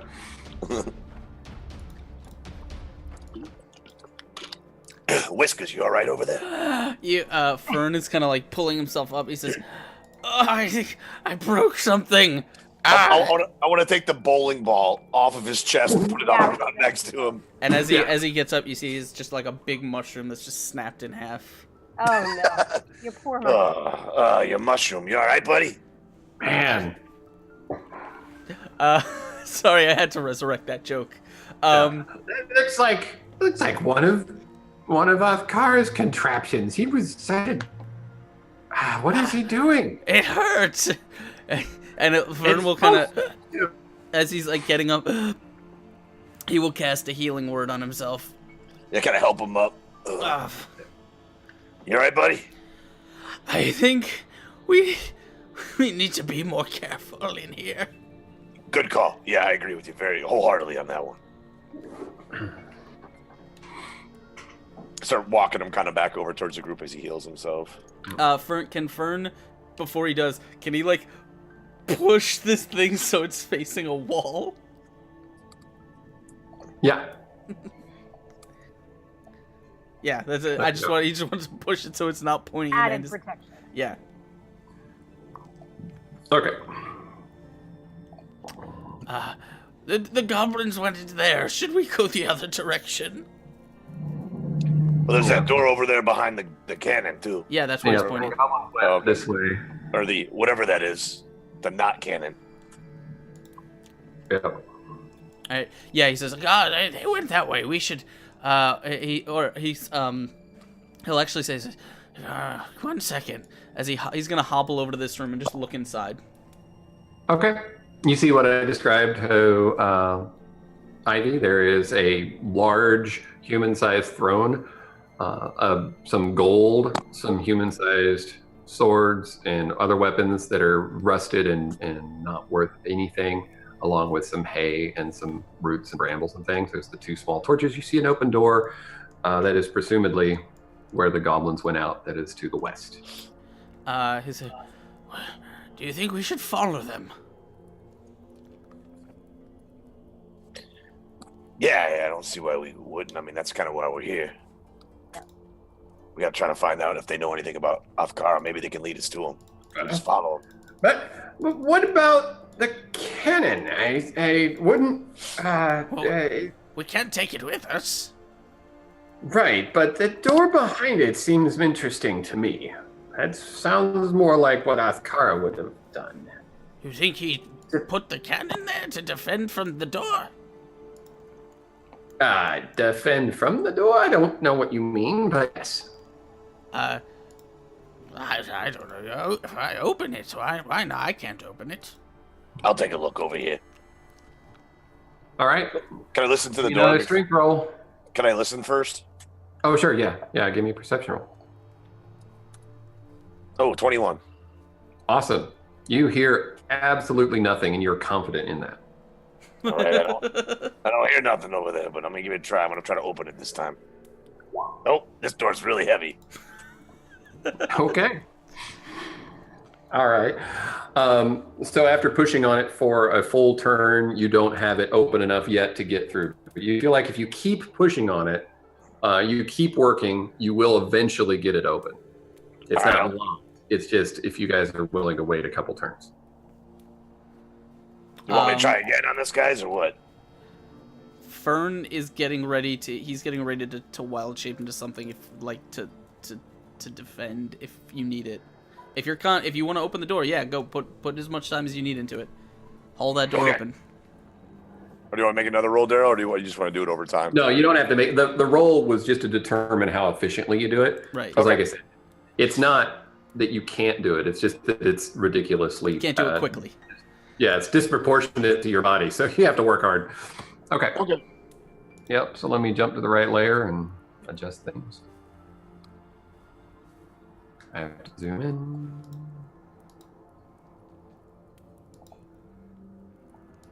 Come on now.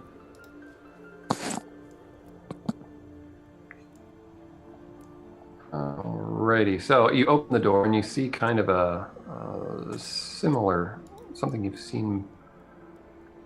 Never mind. You see a hallway. And again, Fern's the one with the light, so are you moving over this way? Hey, Fern, I need the light over here, buddy. I can't see down the hallway. Okay. Give me 1 second here. I just gotta change something. Where is?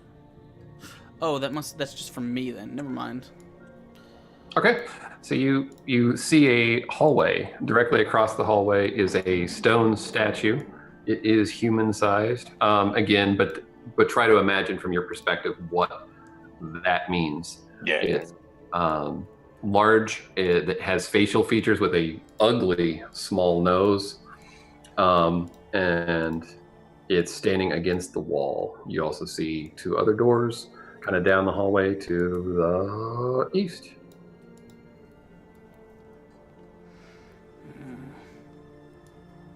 I don't see anything in here.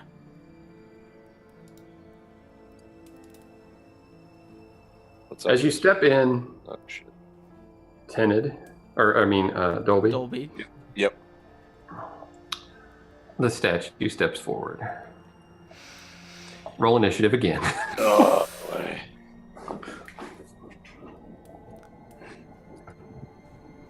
We're really good at this. Yeah. Yep. No one sneaks. There's no sneak. I think we should follow the goblins. They don't seem to be triggering anything. They also aren't over here. Tenon's got a 21 and Dolby got a 13. Nice. Okay. Very good. All right. So the stone statue pulls out a sword and holds a large stone shield and gets ready to strike. However, it looks like absolutely everyone else goes first. He has a 12. So, but he is clearly going to attack. What do you do?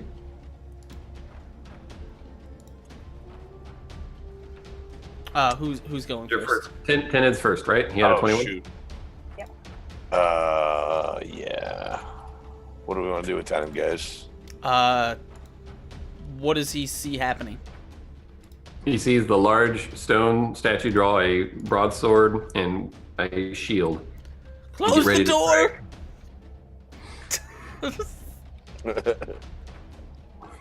All right.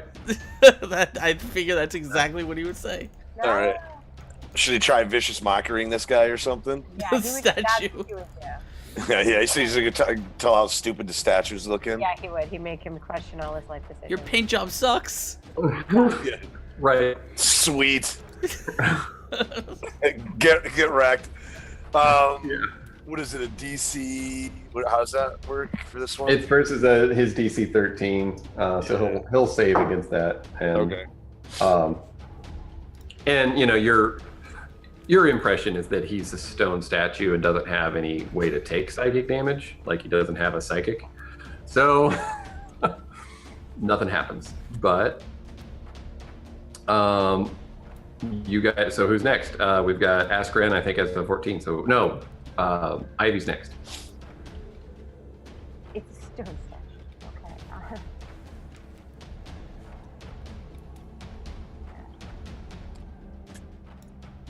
Who's going?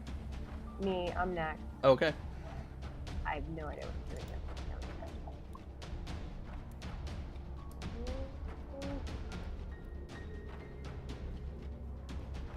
You're still wearing the visor, aren't you?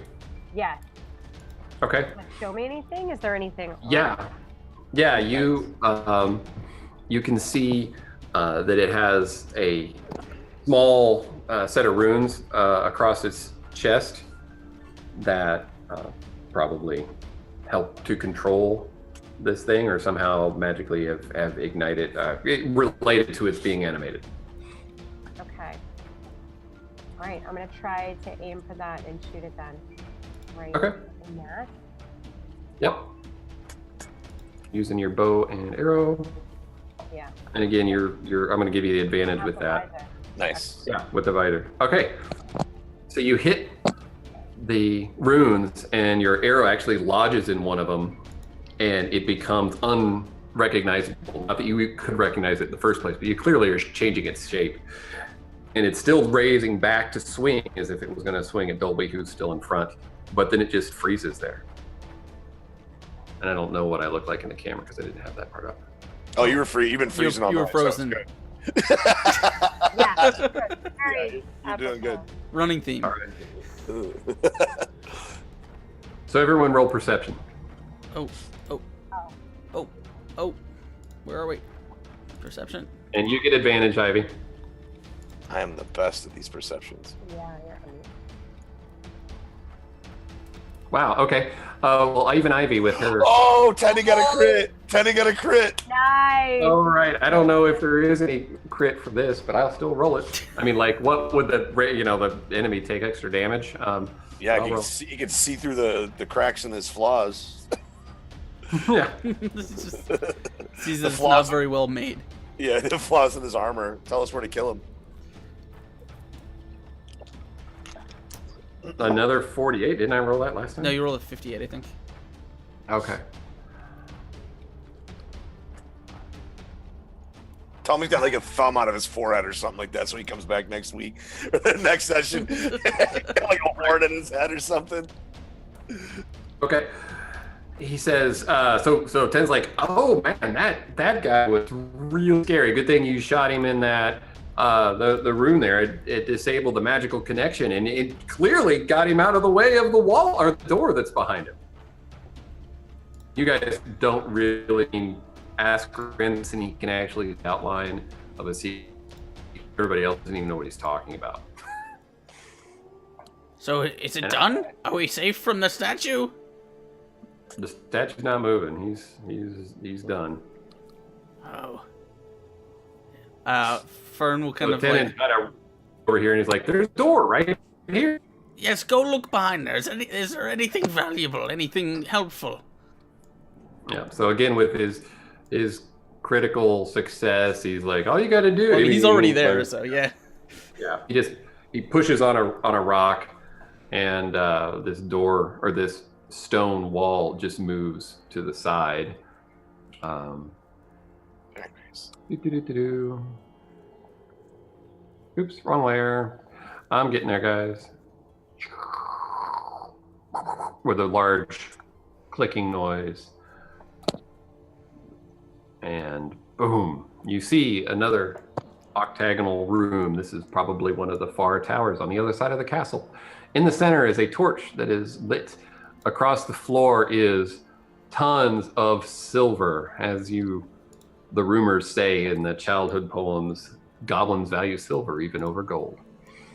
And in the center of the room is a casket, and behind the casket is a pillar. On top of the pillar, it's about 4 foot tall. On the top of the pillar is a glass dome, and in the dome is a silver blade balanced on its tip.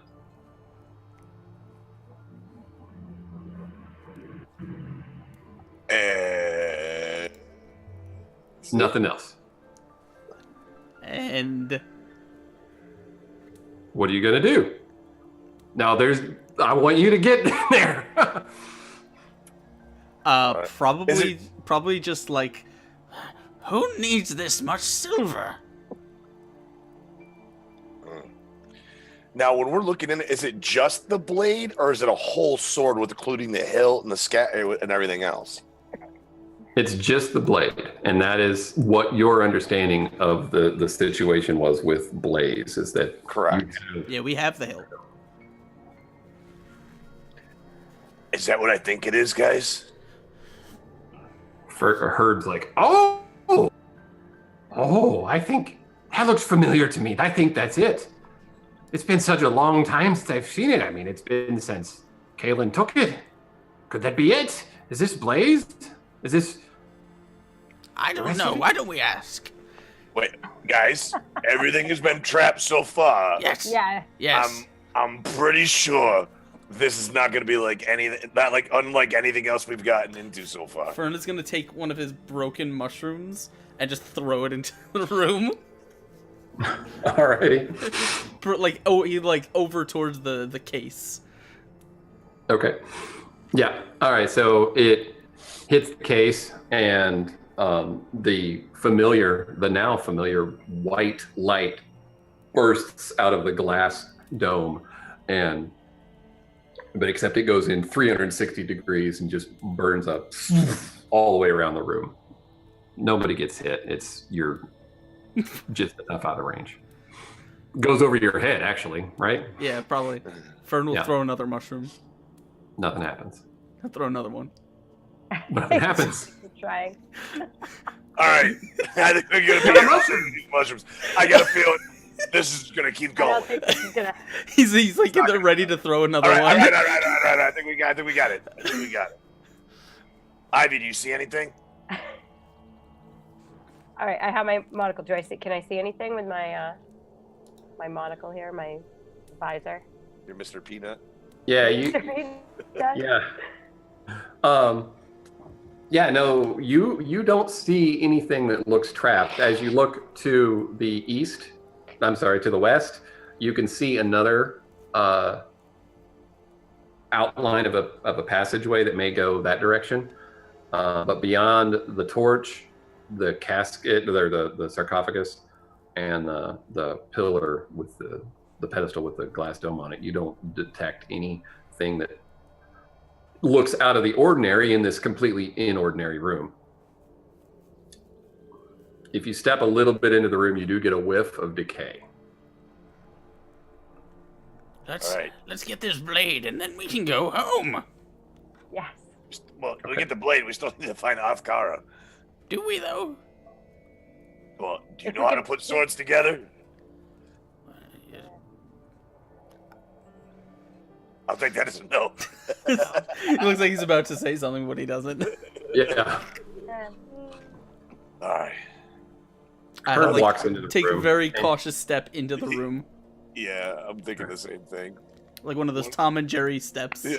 1 foot in front of the other. Yeah. Right here. You also get a whiff of the decay, and as you get further into the room, it smells worse. He'll cantrip to make the smell go away. Okay. He'll Febreze. Yeah. Just a puff of sweet smelling air at his fingertips. Amazing. Druidcraft flowers. Yeah. All right. As you guys are cautiously entering, Herb finally just loses his patience and he runs over to the sarcophagus. He goes over to it and Fireball.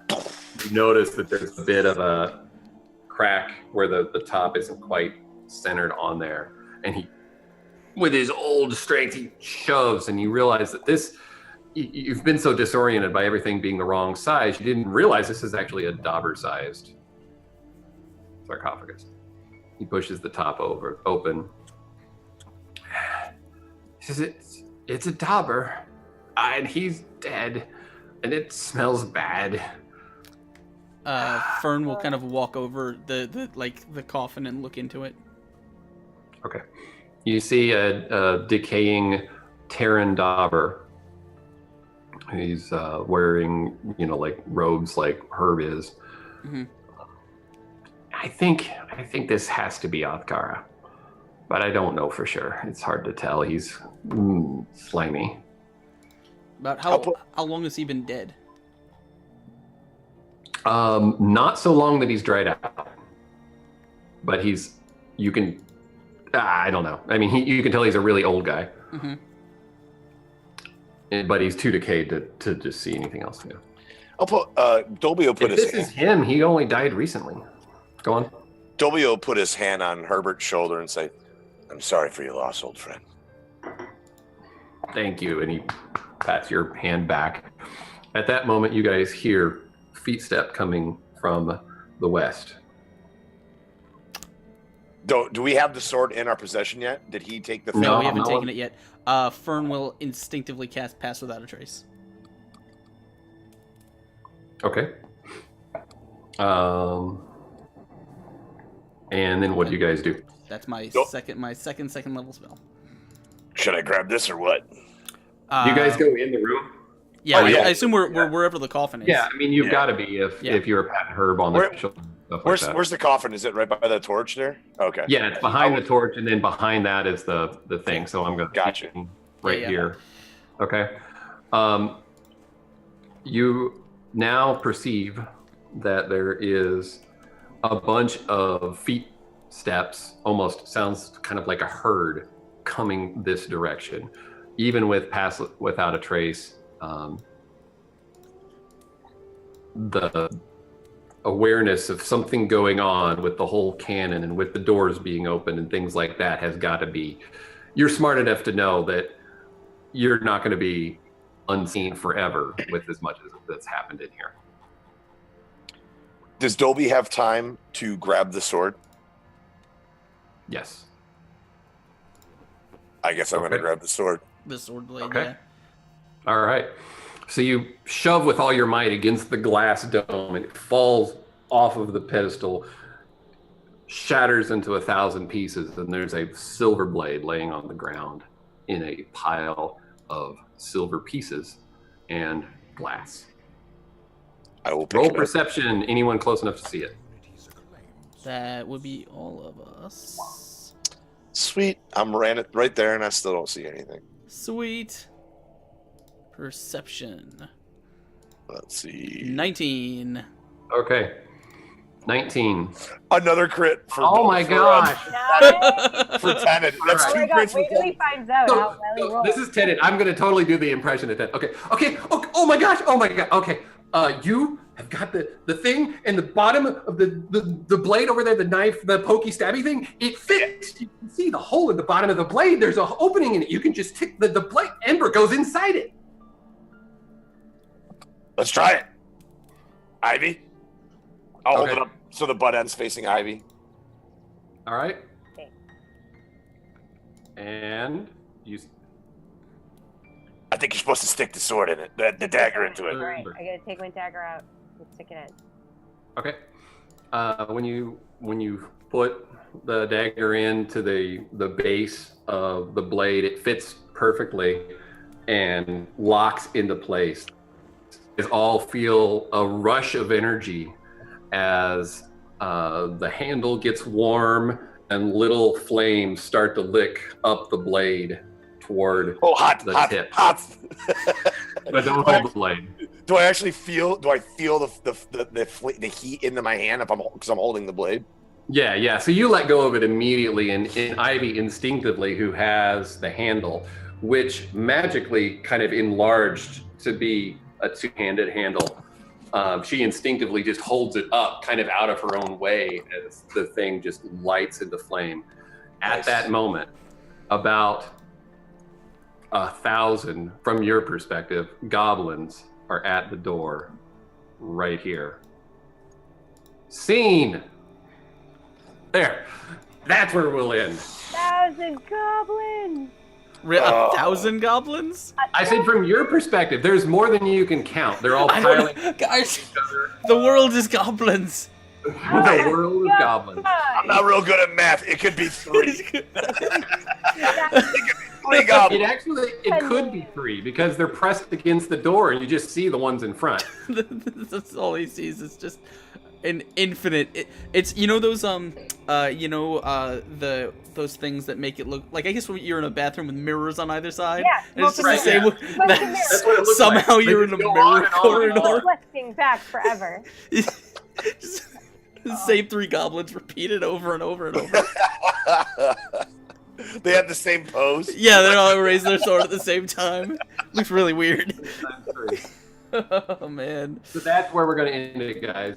You reunited Ember with Flame, create Blaze. Blaze. And We have you're now Blaze. trapped in a small room, well, large to you guys, I suppose, with a bunch of goblins bearing down on you. Fantastic. Well, that was that went differently than I expected. I expected more holiday festivities, less goblins. But what's a holiday without? And But they were green cannons. goblins. They were still slightly disappointed that they weren't blue. Is Yeah, I there was a red goblin tribe that's actually blue? The red ones are chartreuse. It's just one of those puzzles where it's like the color is different than the word. Right, yeah. No, you guys are making fun of me now. Yes. I Little think bit. there's No, a yes. loose boulder above your character that's Oh, about... no. He's The already got loose, blasted. the loose brick in Ultima. Right.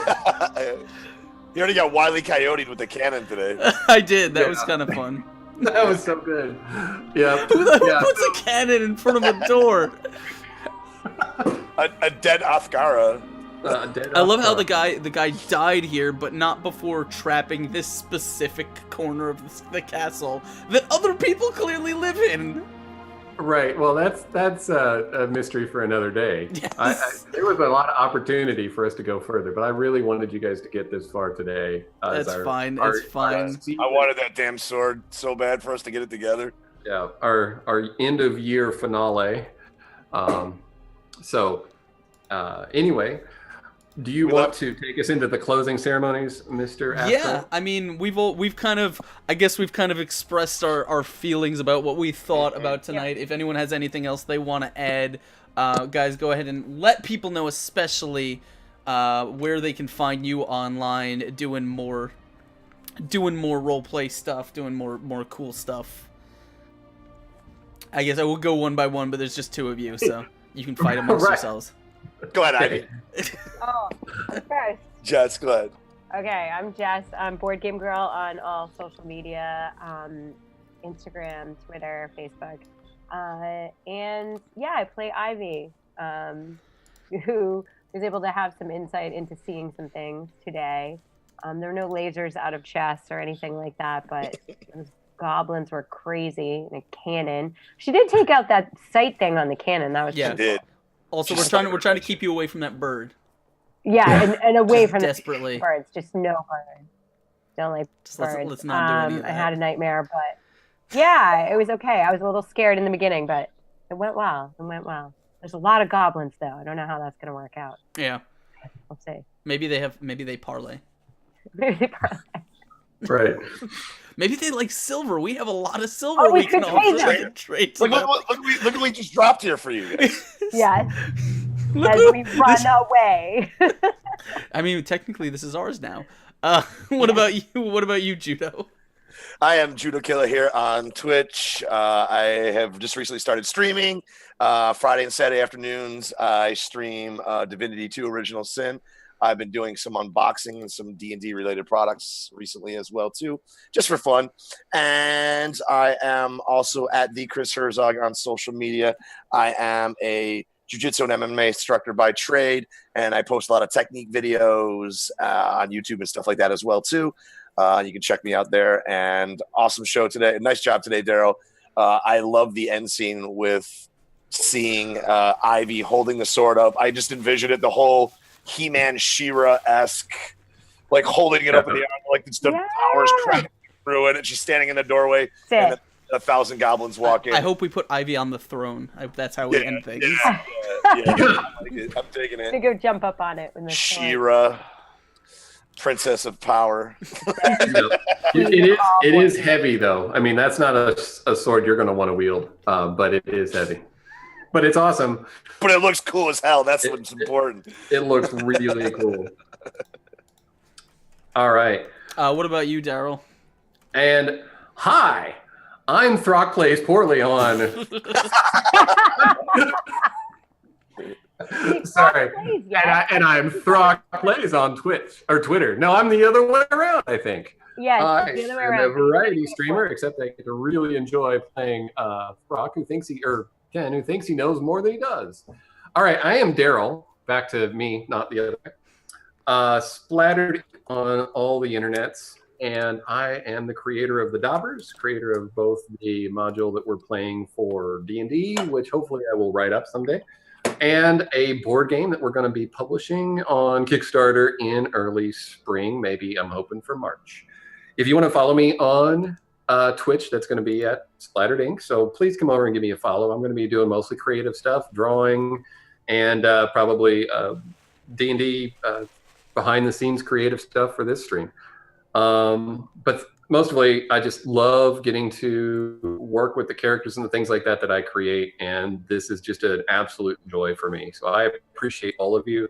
Askren, thank you for having us. Thank you for hosting this, for providing a platform for us.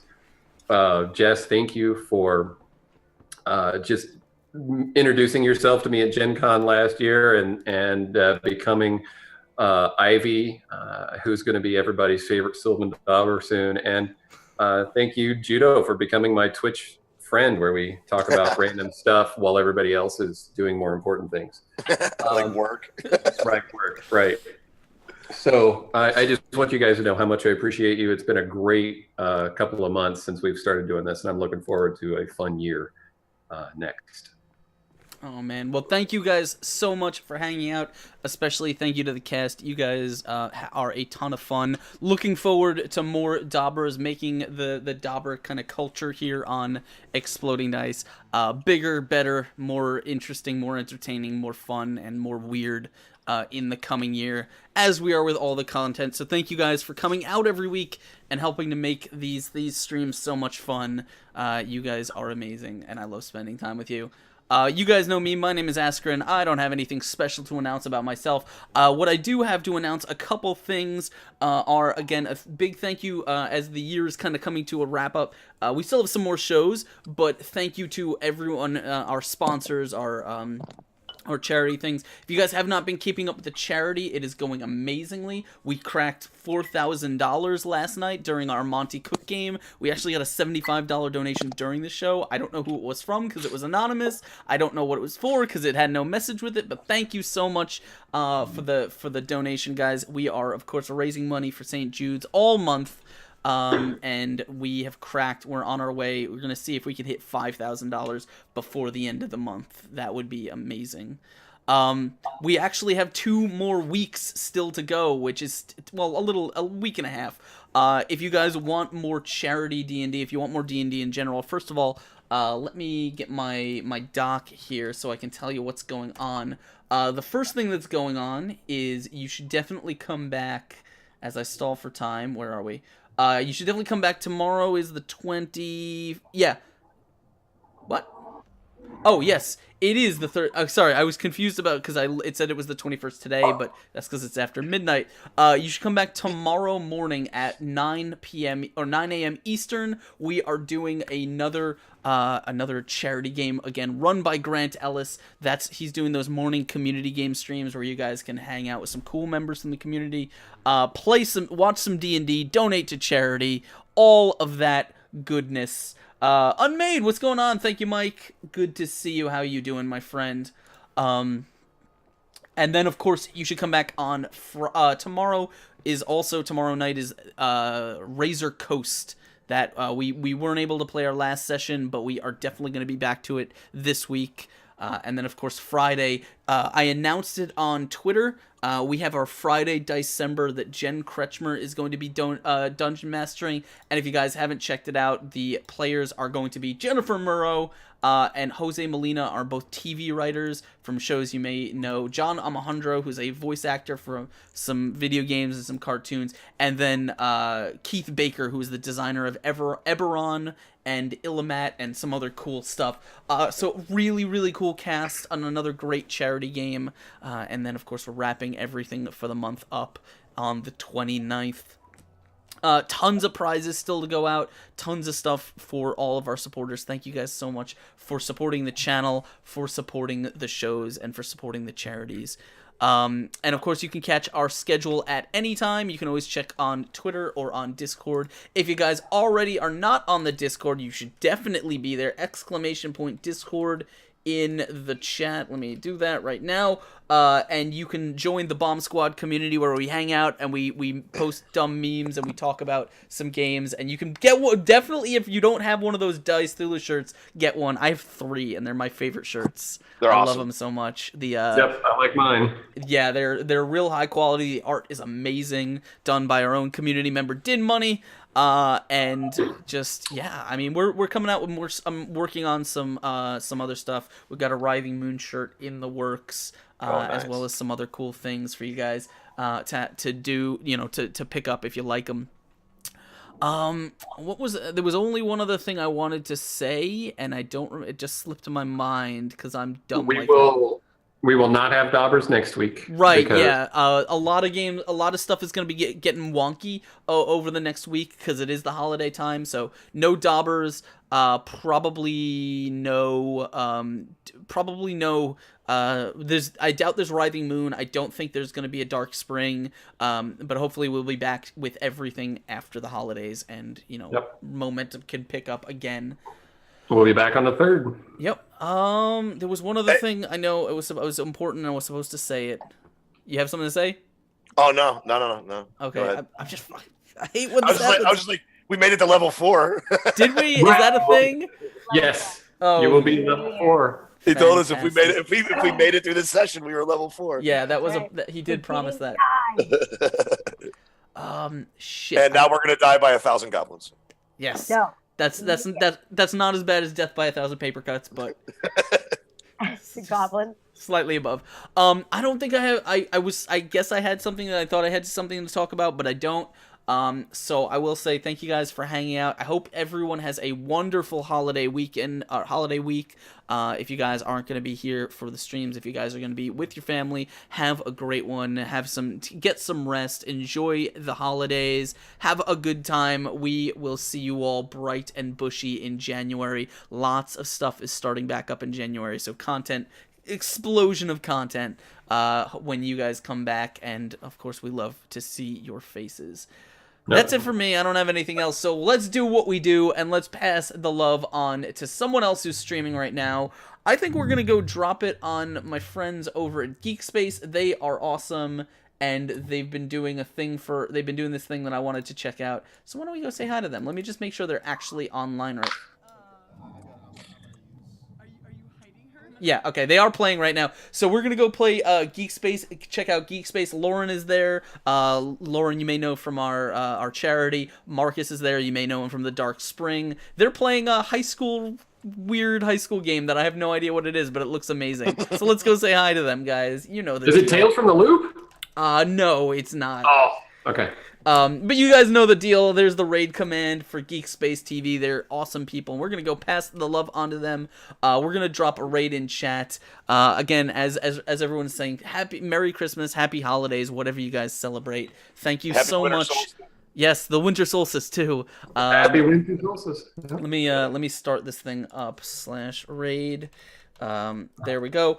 And yeah, you guys know the deal. Happy holidays to everyone. And I want to give, before we bounce out of here, I want to give a big, huge thank you to people like Jess and Chris and Daryl, Throck, and all of the other casts and dungeon masters who have kind of helped make this. We're technically 2 years into streaming, but this has definitely been one of the most explosive and fun years that I've had in, since I started, and you guys are a huge part of that. So thank you so much, and thank you guys for just for making this place awesome. I'm not good with words, so thank you guys. That was awesome. Thank you for making an awesome place for us to hang out. Exactly. That's kind of, it says a lot about what you're doing too. Well, I hope to spend many more seasons with you guys. The raid is going to go off, so we will see you guys next time. Thank you for watching, but as always, don't let Dice Doodle get his tentacles on you, because he might complete the sword in front of 1 million goblins. We'll see you next time, guys. Bye. Bye-bye. And there goes the host.